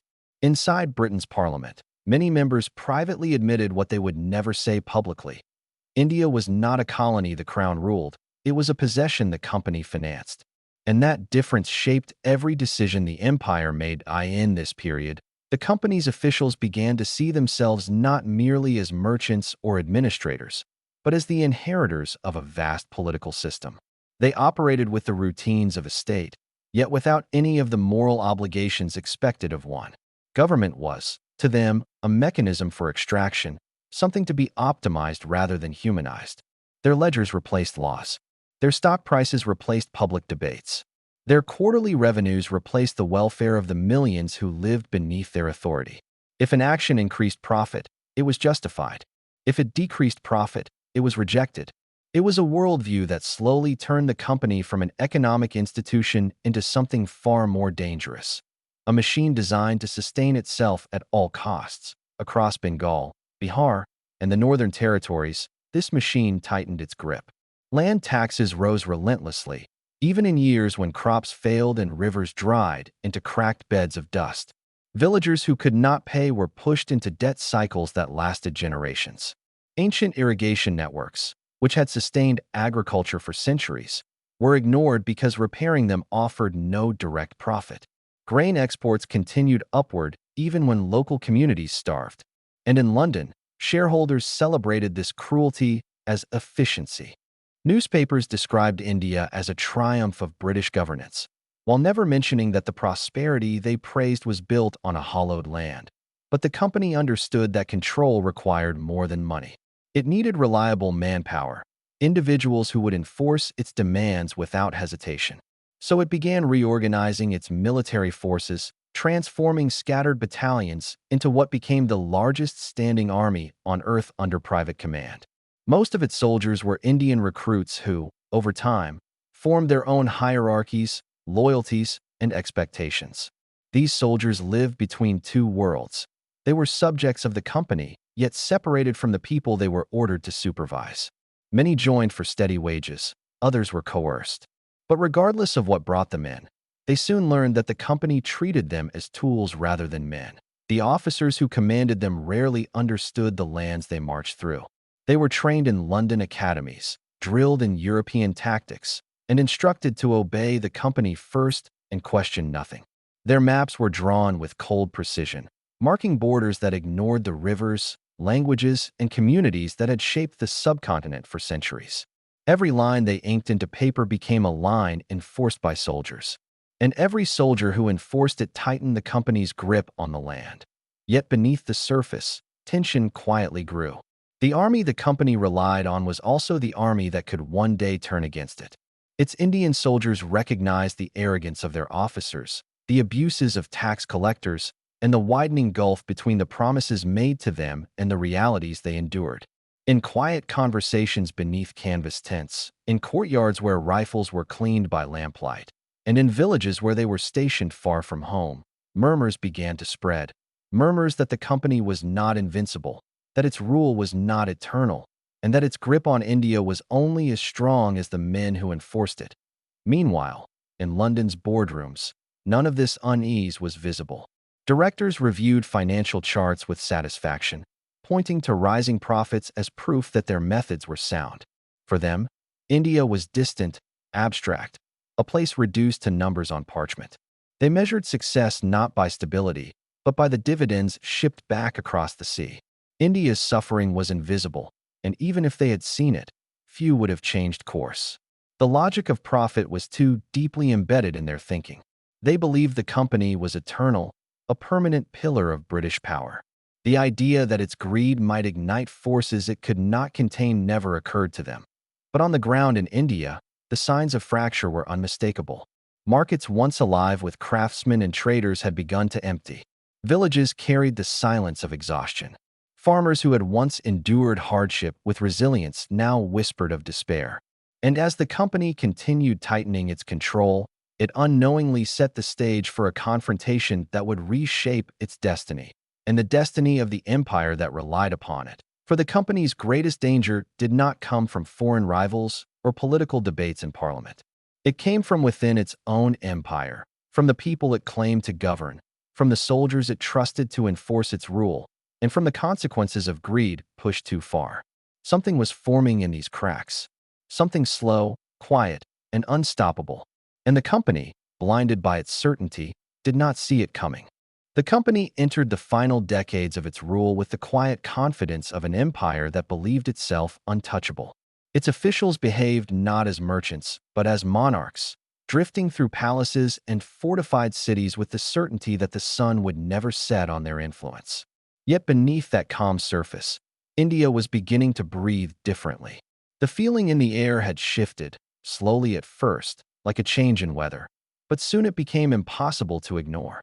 Across villages and crowded bazaars, people whispered about new taxes, new hardships, and a new kind of cruelty that felt colder than anything they had known before. The famine years had carved a memory into the land itself, and everywhere the company went, it walked through the shadows of what it had taken. Even the soldiers who served under its banner sensed something uneasy settling into the rhythm of the colony. The company had built an empire on control, but now, the cracks were visible to anyone who looked closely enough. In Calcutta, company officers drafted new laws with the same detachment they once used to balance ledgers. Each rule tightened their grip, but each also deepened resentment. Millions were being forced into cash crop cycles that left them hungry even in seasons of abundance. Entire regions labored not for survival, but for distant shareholders who would never set foot in India. Behind the polished mahogany tables and locked archives, company directors convinced themselves that these tensions were temporary, that revolt was impossible, that profit would silence unrest. But the world around them was changing faster than they realized. The sepoys, Indian soldiers trained and disciplined by the company's hand, carried stories between regiments like quiet sparks.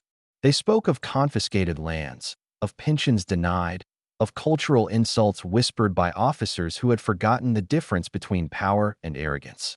And slowly, the anger that lived in villages began finding its way into the barracks. What had once been merely frustration became something older, heavier, and harder to contain.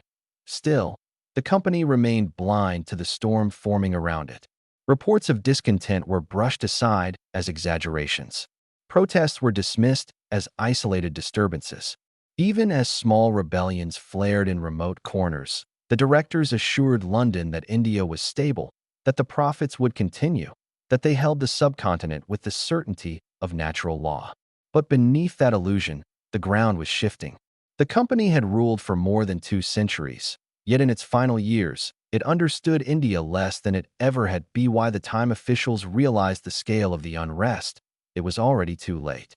The world they believed they controlled was slipping quietly out of their hands, carried forward not by armies or decrees, but by the steady awakening of a population that had endured too much for too long. By the early 19th century, India existed under a strange kind of twilight, not outright rebellion, but not acceptance either. Villages obeyed out of necessity, not loyalty. Nobles cooperated only to delay the inevitable. And company officers sensed something shifting in the air, though they couldn't yet name it. The empire they constructed through contracts and cannons was beginning to tremble in ways ink could not contain. The pressure began in small gestures. Farmers refusing to grow opium despite threats, soldiers hesitating to enforce cruel orders, merchants quietly funding resistance groups. These were not coordinated movements, at least not yet, but they revealed a population stretched to its breaking point. The company, accustomed to obedience, dismissed these signs as inconveniences. But every empire learns the same lesson eventually. Resentment ignored becomes resistance inevitable. Inside company boardrooms, the tone shifted from confidence to anxiety. Reports from district officers grew troubling. Revenue declines, desertions, mysterious fires at warehouses storing indigo and opium.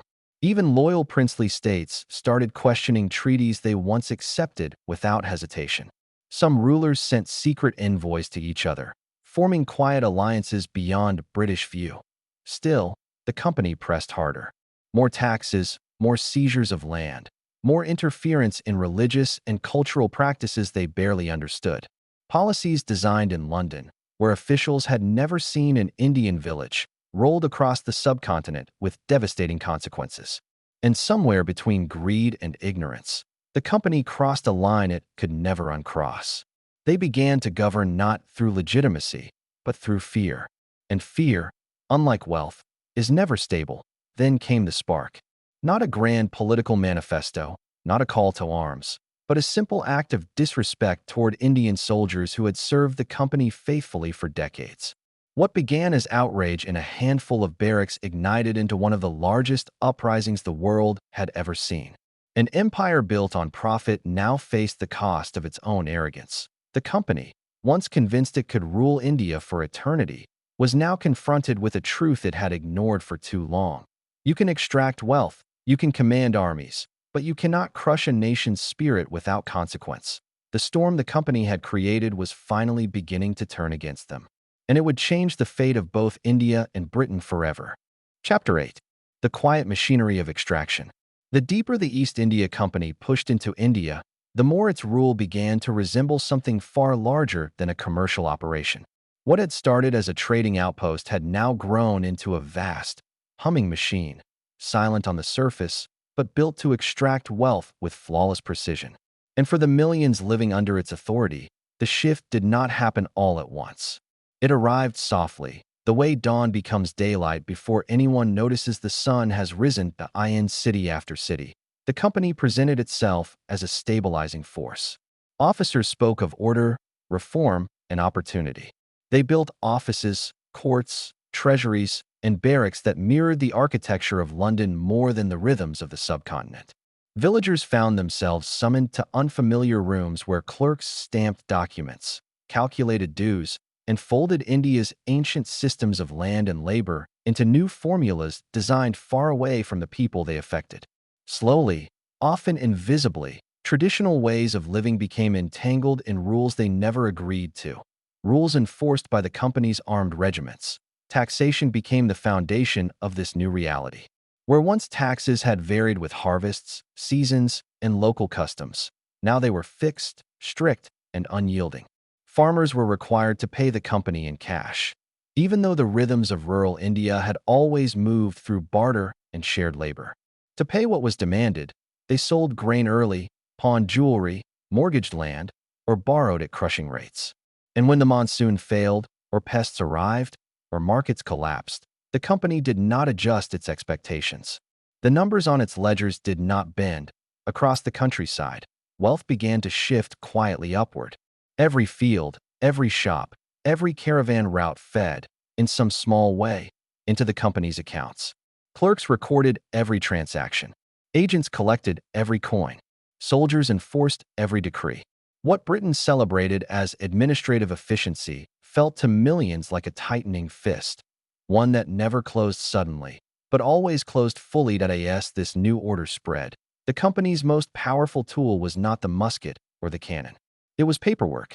Contracts, treaties, affidavits, debt agreements, written in languages many locals could not read, sealed with authority they had no ability to contest. A single signature could alter the fate of a village, a region, or an entire kingdom. In these quiet rooms, away from battlefields, sovereignty transferred from Indian rulers to a corporation with astonishing ease. Underneath these changes, deeper consequences were beginning to form. Local industries, textile weaving, metalwork, dyeing, struggled against imported British goods that were cheaper, subsidized, and mass-produced. Markets that had once been vibrant and independent now tilted entirely toward London. And the more India became dependent on the company's systems, the more the company tightened its grip. But for the men running this empire, the transformation felt almost natural. They told themselves they were improving the region, modernizing it, rescuing it from old inefficiencies. They believed in the righteousness of commerce, in the power of profit to bring order to the world. Some truly thought they were helping. Others simply understood that conviction made domination easier. What few realized was that this extraction, this quiet siphoning of wealth, resources, and power, was building pressure no empire could contain forever.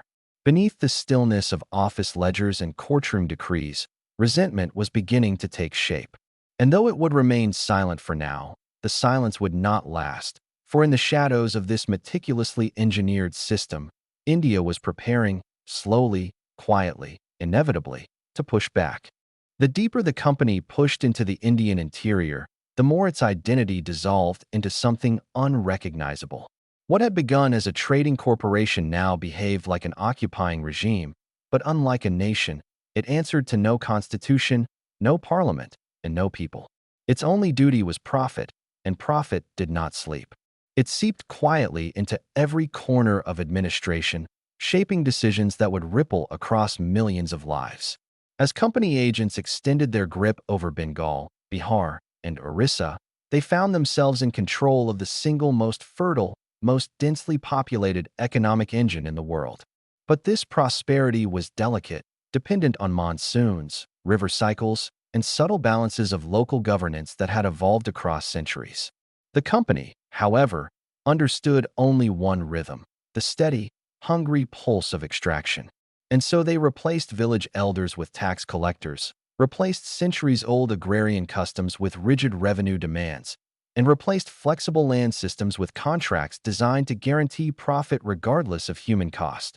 From Calcutta outward, an administrative web unfurled. District officers, often barely trained and painfully young, were tasked with managing populations larger than entire European nations. They were told to maximize collections, measure fields, categorize castes, and quantify livelihoods. But the land they ruled was not a ledger. It was alive, unpredictable, and woven into traditions that no British manual could decode. Still, orders from London and the company's court of directors were clear. Revenue must increase. Dividends must rise. Shareholders must be satisfied. And so local officers pushed harder. Taxes were raised. Deadlines shortened. Grain stores seized. Farmers, already living at the edge of subsistence, were forced to choose between feeding their families and paying dues to an invisible corporation. When the monsoon failed in the early 1770s, the consequences were immediate and devastating. Crop yields collapsed. Rivers thinned to cracked mudbeds. Prices soared. Grain that had once fed entire villages was hoarded by company agents and auctioned to the highest bidder.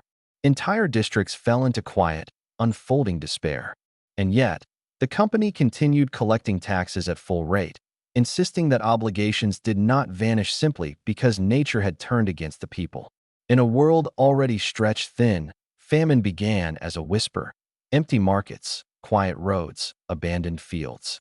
But within months, the whisper grew into a cry across Bengal. Families wandered from village to village searching for work, food, or mercy. Many found none. The famine of 1770 would become one of the deadliest in recorded history, taking millions of lives. Behind closed doors, company officials debated whether they bore responsibility. Some argued the famine was an unavoidable act of nature. Others admitted, quietly, that their policies had amplified the disaster. But publicly, the company maintained its facade of efficiency and order. Reports were edited, numbers softened, blame diverted. To the court of directors in London, the flow of information was carefully filtered to ensure that profits overshadowed suffering. And profits did continue, because even in the midst of mass starvation, taxes were still extracted. In some districts, collections actually rose as desperate landholders sold everything they owned to stay afloat. The human cost, to the company, remained a line item to be managed, not a tragedy to be stopped. Yet beneath this immense grief, something else was taking shape, a shift in the psychology of rule. Company officers began to realize that they were no longer simply traders with warehouses and ledgers. They were administrators of life and death, shaping the fate of millions with decisions that balanced on the edge of indifference. The famine had exposed the fragility of their system, but instead of prompting reflection, it hardened their resolve. They concluded that India was too valuable, too strategic, too profitable to be left to uncertain politics or local customs. Stability would be achieved not through partnership, but through control. And control required a deeper, more permanent presence. After the famine's horrors faded from public memory, the company expanded its bureaucracy even further. New revenue codes were written. Surveys mapped every field, every village, every waterway. Soldiers escorted tax caravans. Magistrates issued decrees in English to villages that had never heard the language. Across Bengal, the company built courts, prisons, and administrative hubs that signaled a new era. Not merely economic exploitation, but corporate governance embedded into the architecture of India itself. Still, beneath the surface, resentment simmered. Farmers who once lived under local kings now found themselves answering to distant clerks guided by unfamiliar laws. Merchants who once traveled freely now struggled under monopolies that dictated prices and controlled supply. And communities that had weathered centuries of dynastic change found themselves caught under an authority that recognized no cultural boundaries and no obligations beyond profit. Through all of this, London praised the company for its efficiency, unaware or unwilling to know what that efficiency required. Dividends soared. British investors toasted to prosperity. Parliament marveled at the company's revenues. And in India, the quiet machinery of extraction tightened like a vice around an entire civilization. It was here, in the uneasy calm after the famine, that the company reached a turning point.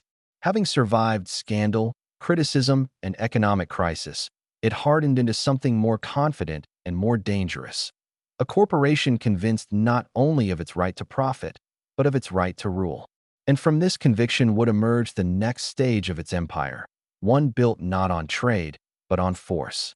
The East India Company entered the 19th century believing its power was permanent.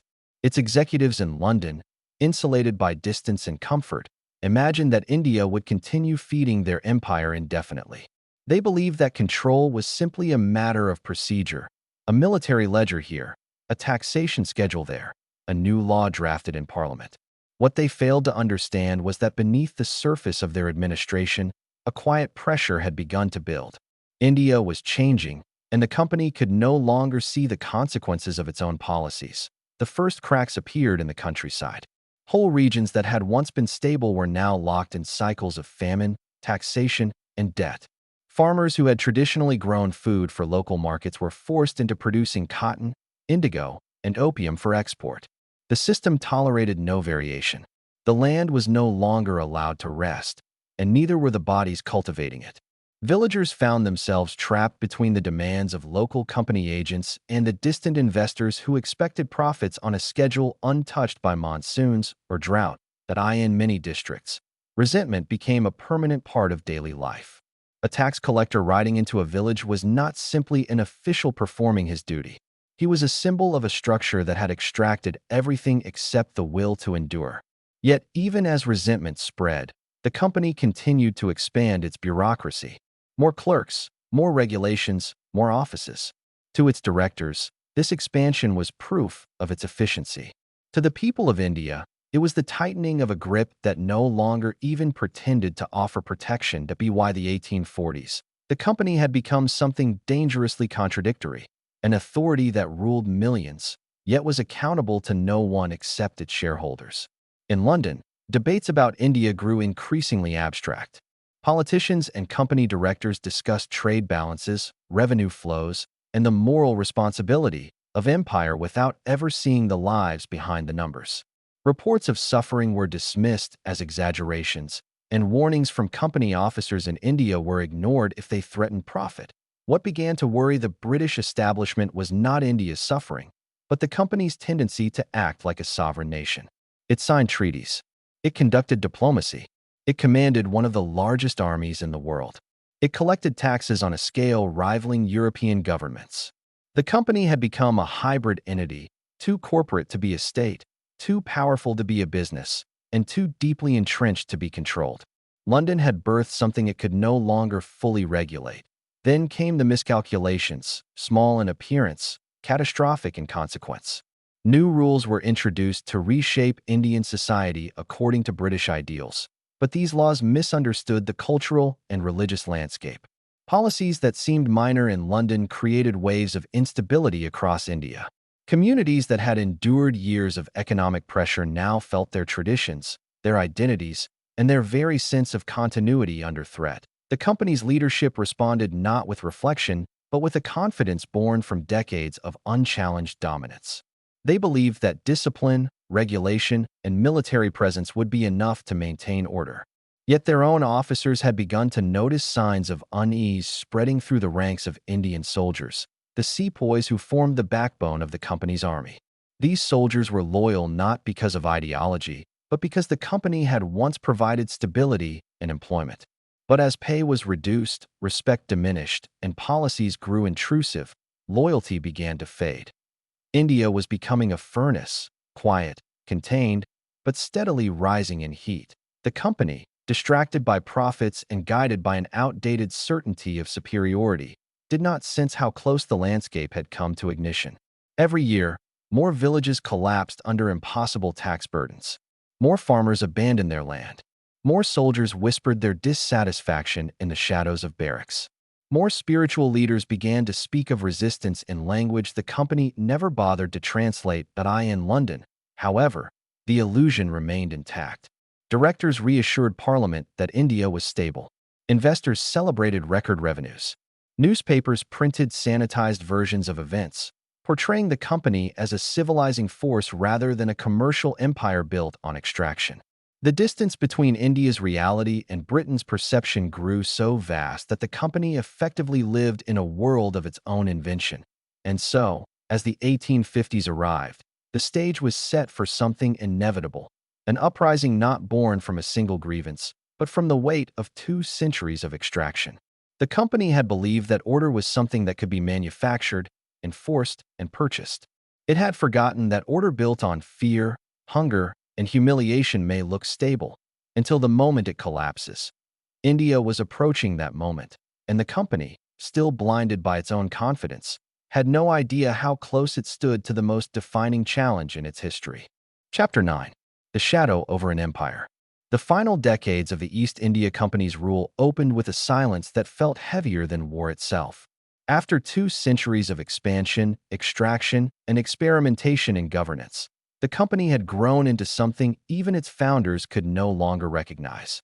It was no longer a merchant venture, or a colonial outpost, or a political experiment. It had become a vast, breathing machine, silent on the surface, but grinding endlessly beneath, reshaping the lives of millions in ways that could not be undone. And by the mid-1800s, something inside that machine was beginning to fracture. Across the subcontinent, the company's promises had grown thin. Its laws increasingly contradicted the traditions it claimed to respect. Its reforms were presented as progress, yet they carried the quiet weight of conquest. Even the company's own officers could sense an unease settling over India, a tension woven into the air itself, felt but never spoken aloud. These were the final years of an institution that had reached beyond its limits, though no one within its walls dared admit it. The company's leaders in London continued to believe they were guiding India toward a future shaped by rational governance and orderly trade. But those who lived under its rule knew something different. They had seen their local industries collapse under British tariffs. They had watched their land pass into the hands of foreign administrators. They had felt cultural pressures that went far deeper than laws or taxes, and they could sense that every new policy was part of something larger, a movement toward total control, executed slowly enough that its progression could be denied. Yet even as the company's authority expanded, its internal foundations were weakening. The very structure that had allowed it to conquer a subcontinent, decentralized decision-making, overlapping chains of command, competing interests between London and Calcutta, now made it incapable of seeing the danger accumulating before its eyes. Each department understood only a fragment of the world it governed. No one saw the whole. And in that blindness, the company began to misinterpret early signs of resistance as nothing more than procedural disruptions. A dispute over land, or taxation, or military protocol was treated as administrative friction, the cost of ruling a territory so vast that no single official could ever truly grasp it. But beneath those small disputes, something deeper was forming, a shared sense of injustice that crossed languages, castes, and regions. The company had built a system so intrusive, so totalizing, that people who had nothing else in common found themselves united by the experience of being ruled. By the time the company noticed this shift, it was already too late. Its administrators responded with more laws, more controls, more attempts to tighten the bureaucracy. But none of those measures addressed the real cause of the tension, the growing belief across India that the company's authority had lost its legitimacy. For decades, the company had ruled not just with force, but through a calculated performance of stability. Now that illusion was beginning to fade, and still, London insisted that its systems were sound. Investors continued to receive their dividends. Reports from the field were edited before reaching Parliament. And the company's directors, many of whom had never set foot in India, believed they were managing nothing more serious than administrative inefficiencies. But in the barracks, the villages, the marketplaces, and the courts, the mood was shifting. A quiet discomfort was turning into a pressure that could no longer be absorbed by the existing structures. Something had begun to stir beneath the surface, something the company's calculations had never accounted for. The collective memory of a civilization that had survived empires long before Britain existed. As the months passed, this pressure deepened. Rumors spread quickly across the subcontinent, some exaggerated, some misunderstood, some entirely true. And though the company dismissed them as superstition, they reflected a broader truth. Trust had ruptured. The population no longer believed the company governed with fairness or restraint. Every policy was viewed through the lens of suspicion. Every reform, no matter how benign, appeared as another step toward domination. The company had always relied on a delicate balance, enough authority to command obedience, but enough distance to avoid provoking unity among those it ruled. Now that balance was slipping from its hands, and in the quiet spaces where history often begins, a realization was taking root. The company could not maintain control forever. Not through armies, not through trade, not through law. Something was coming.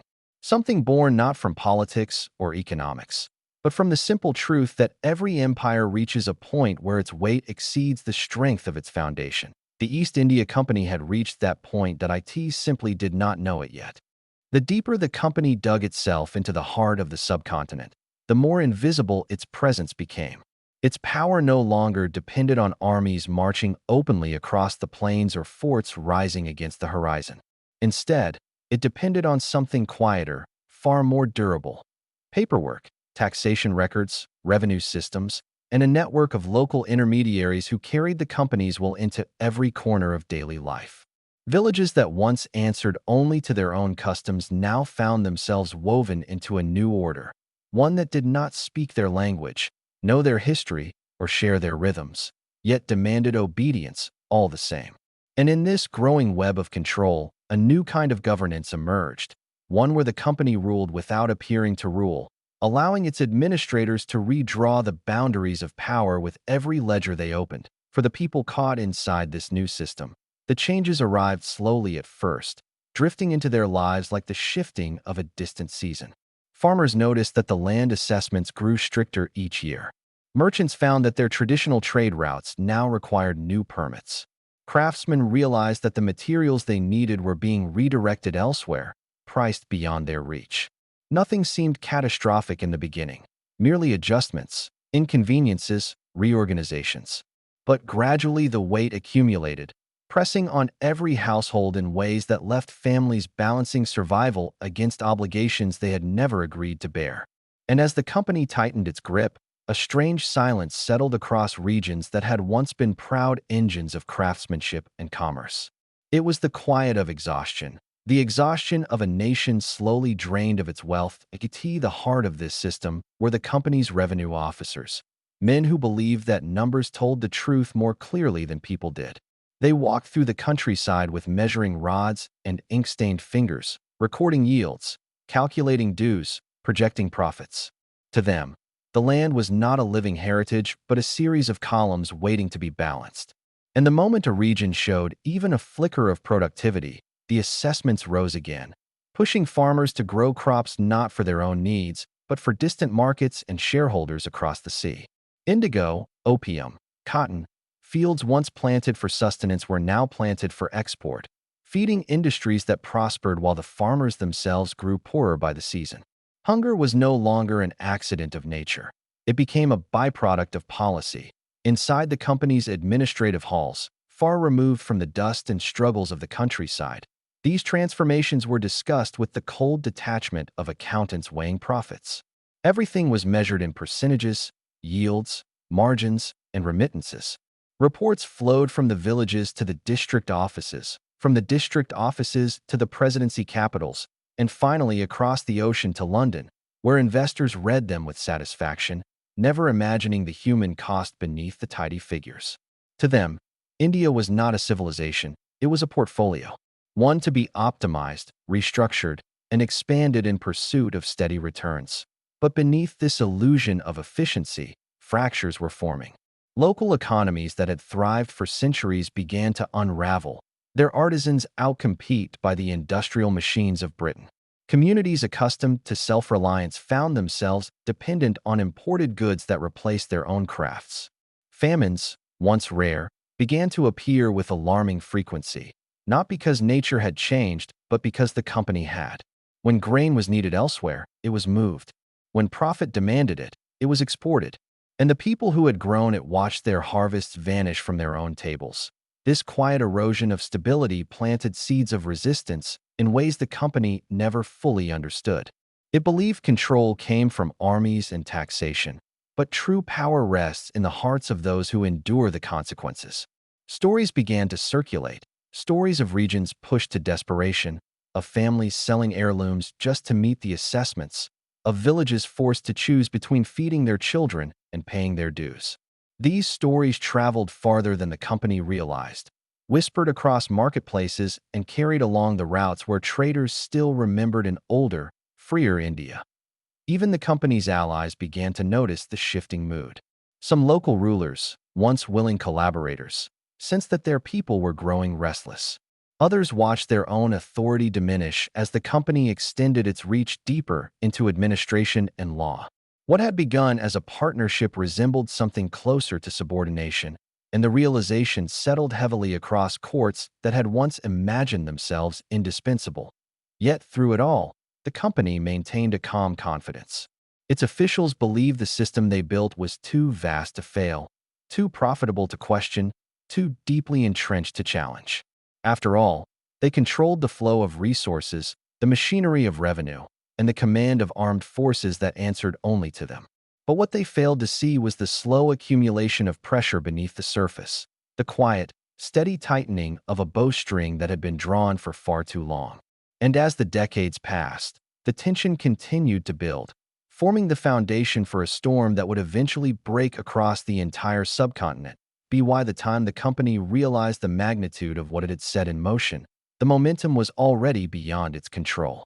The very systems it believed would ensure perpetual dominance had instead fractured the society it depended upon.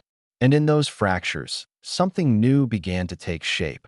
A growing awareness that the company's power was not inevitable, and that empires built on exploitation eventually faced the consequences of their own design. Chapter 10. The final chapter of the East India Company's story begins in an atmosphere soaked in decay. Not the sudden collapse of an empire, but the slow, quiet unraveling of a system that had grown too large, too corrupt, and too deeply interwoven with the machinery of the British state to understand where its own boundaries ended. By the early 1800s, the company was no longer the nimble trading venture it had once been. It had become a sprawling bureaucracy, weighted down by layers of administrators, soldiers, tax collectors, clerks, and financiers, each of them drawing from the wealth of India, yet none of them able to see the larger consequence of what they were part of. The company's directors in London still believed they were running a business. They still spoke in the language of profit and loss, goods and markets, supply and demand.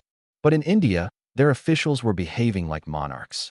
They enforced laws, minted coins, negotiated treaties, and commanded armies.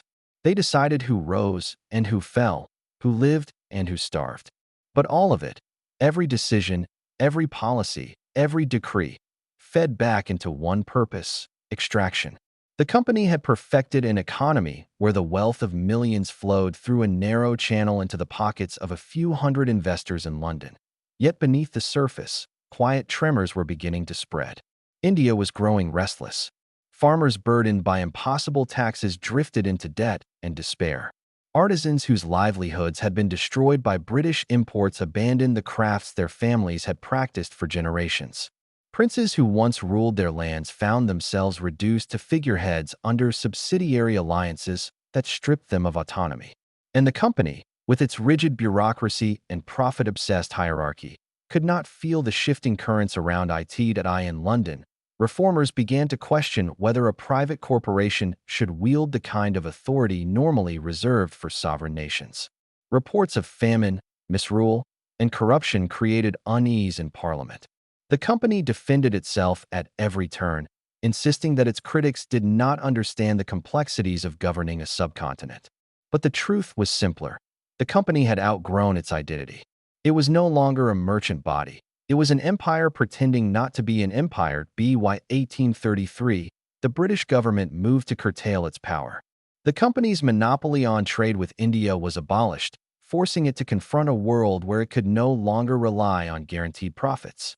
Its leaders shifted focus from commerce to administration, hoping to maintain relevance by embedding themselves deeper into the political structure of India. But this transformation only widened the gap between those who commanded and those who lived under their rule. Meanwhile, whispers of rebellion spread through towns, villages, and military barracks. The company had recruited thousands of Indian soldiers, sepoys, to protect its interests.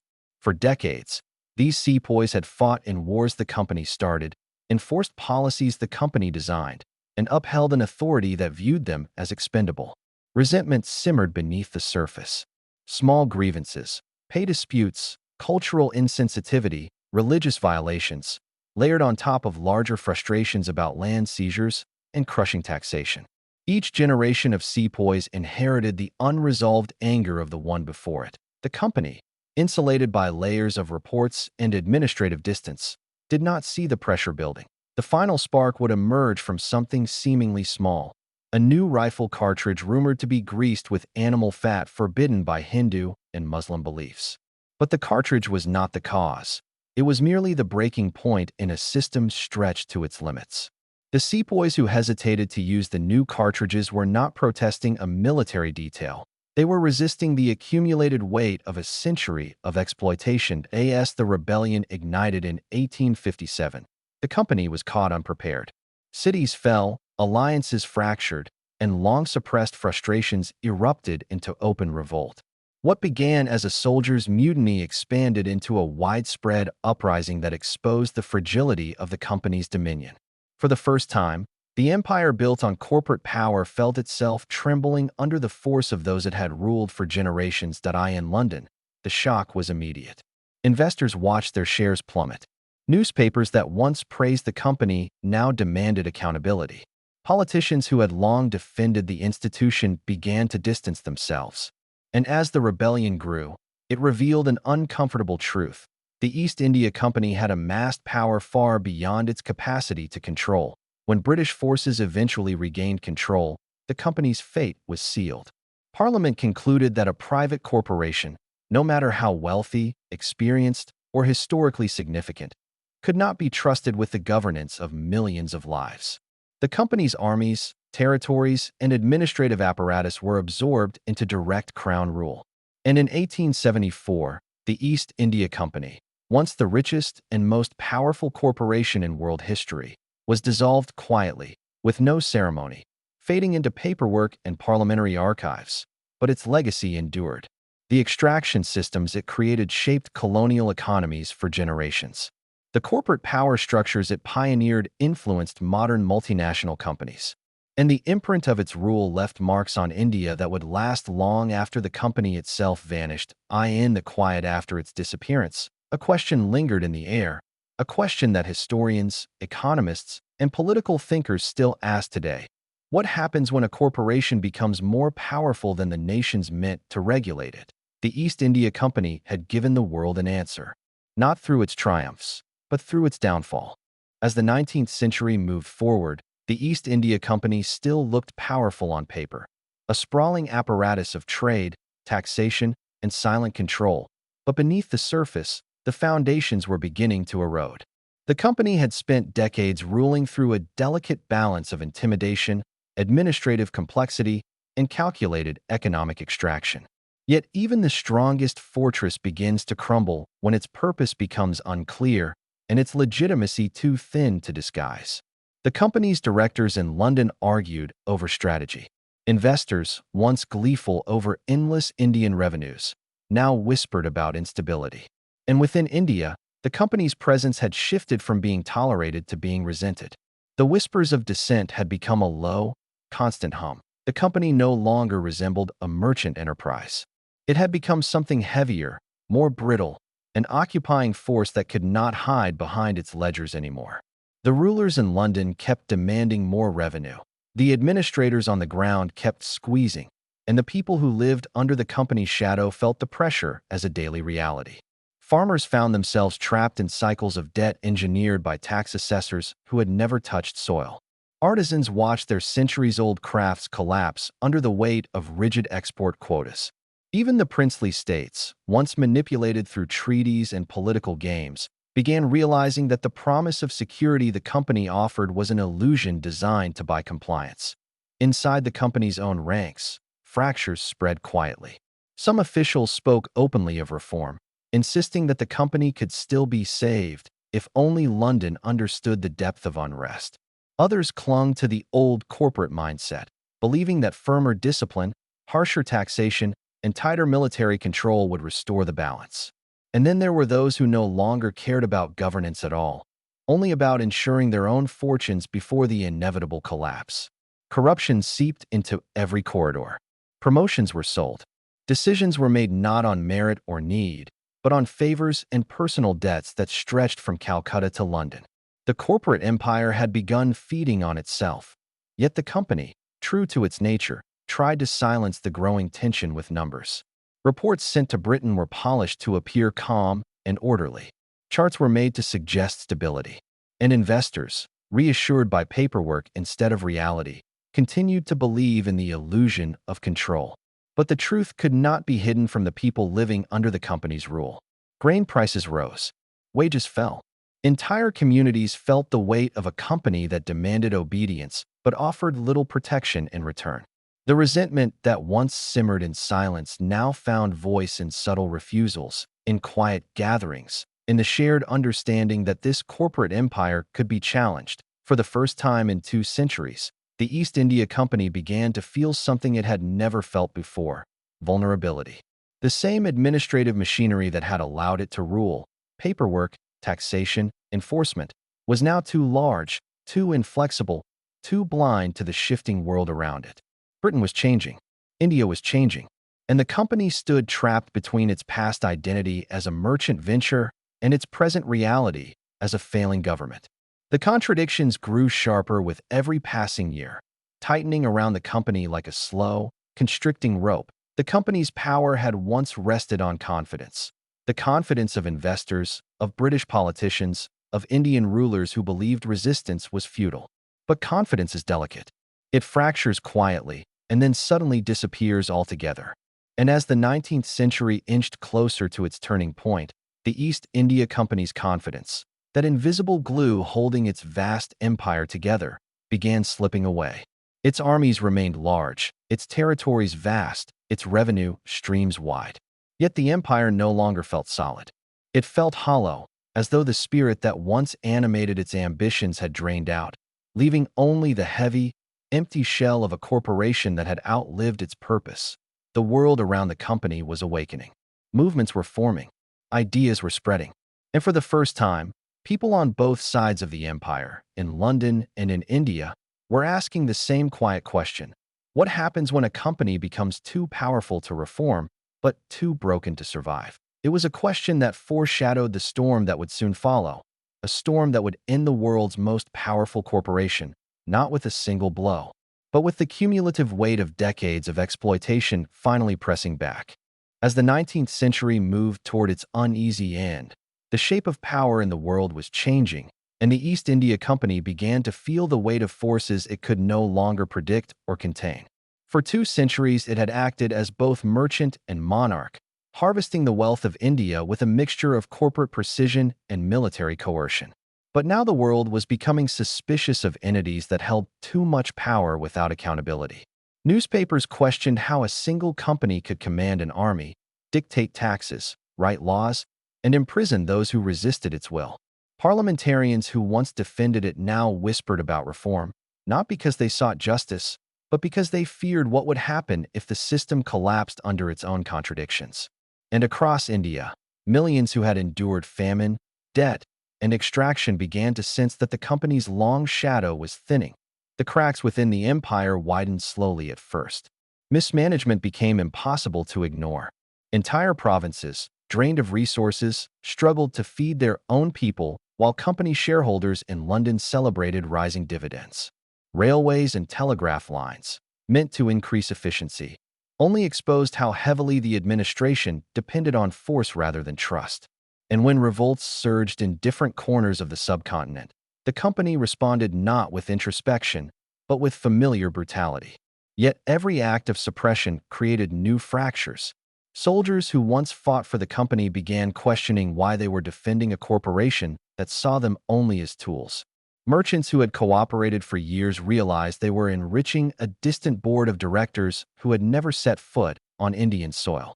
Even British officials sent to oversee operations privately admitted that a business ruling millions was simply unsustainable. By the time the Great Rebellion of 1857 erupted, the company was already weakened, but the uprising exposed the full impossibility of its mission.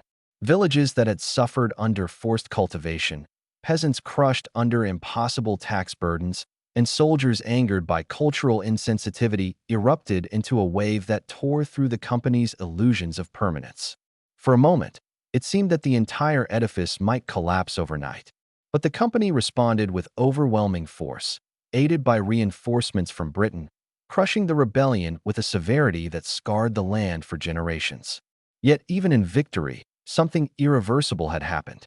Britain looked at the destruction, the chaos, the staggering cost of putting down the revolt, and concluded that the company had become a liability too large to ignore. In London, politicians debated not whether the company should continue, but how quickly its authority could be dismantled.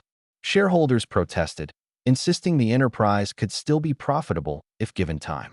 Advocates of empire argued that the company had been misunderstood, that the rebellion was not its fault but the byproduct of a difficult land. But none of these arguments mattered anymore. The company's power had grown too vast, too unsupervised, too deeply entangled with the machinery of empire. A corporation ruling a nation no longer seemed efficient. It seemed dangerous. And so, in 1858, almost quietly, the British Crown dissolved the company's administrative control and absorbed its territories directly into the empire. The armies that had once marched beneath its flag now marched for the crown. The taxes that had once funded shareholder profits now enriched the imperial treasury. The company still existed on paper for a few more years, settling debts and untangling contracts. But its age of dominion had ended. Yet the influence of the company did not disappear. Its methods, its frameworks, and its way of viewing profit as justification for power became blueprints for the modern corporate world. Administrators trained under its rule carried its philosophies into new institutions. British officials adopted many of its policies wholesale, governing India with the same extractive mindset. And multinational corporations emerging in the late 19th and early 20th centuries quietly borrowed the company's structure. The centralized board, the far-reaching logistics systems, the fusion of political influence and commercial ambition. Even the idea that a corporation could operate beyond the moral expectations placed on individuals or governments traces back to the logic the company perfected. India, too, carried its legacy. The scars left by the company did not fade quickly. Regions once rich were still recovering from decades of forced extraction. Systems of taxation, land ownership, and commercial hierarchy established by the company endured long after the corporation was gone, shaping societies in ways few people fully understood. And yet, resilience emerged as well. New leaders began to study how such a vast apparatus had been allowed to rule unchallenged. Reformers questioned how a private enterprise had convinced the world that it was too essential to be restrained. And in doing so, they uncovered a truth that would echo across centuries. That power, once concentrated, rarely fades on its own. It must be confronted with clarity, vigilance, and the understanding that the world can be bent by the ambitions of a very small group of people. As the last legal documents of the company were finalized in 1874, it vanished from official existence with quiet bureaucracy rather than spectacle. No great ceremony marked its end. No apology acknowledged the lives reshaped by its rule. It simply dissolved, leaving behind a world that had been reordered in its image. The British Empire grew stronger in its aftermath, fueled by the wealth the company had extracted. Capitalism evolved using its innovations and loopholes. And generations later, when economists studied the roots of global inequality, they traced a significant portion of it back to the mechanisms the company crafted during its 2 centuries of rule. In the end, the East India Company did not merely steal from India. It helped invent the systems by which wealth could move from many to few, quietly, efficiently, and with the protection of law. Its story is not just a chapter in colonial history. It is a warning about how easily power can disguise itself as commerce, how empires can be built not with crowns and thrones, but with ledgers and contracts, and how the pursuit of profit, once unrestrained, can reshape the destiny of nations. And though the company is gone, the world it helped create remains around us. In the structures of global trade, in the ambitions of modern corporations, and in the lingering imbalance between those who extract value and those who bear its cost. And so, after 2 centuries of rising power, silent extraction, and quiet domination, the East India Company finally collapsed under the weight of its own greed. But the world it left behind, the systems, the borders, the economic structures, the corporate blueprints, continue to shape our lives long after its flag disappeared from India's shores. The company may be gone, but the consequences of its ambitions still echo through modern governments, global trade, and every corporation that wields power without accountability. Tonight, we've walked through the story of how a small trading firm became an empire, how an empire became a machine, and how that machine consumed a civilization's wealth, culture, and dignity. Yet history is not just memory, it is a mirror, showing us how power behaves, how it grows, and how it hides behind contracts, licenses, and polite language. If you're still here, listening in the quiet, thank you for spending this time with me. Before you drift off, tell me one thing.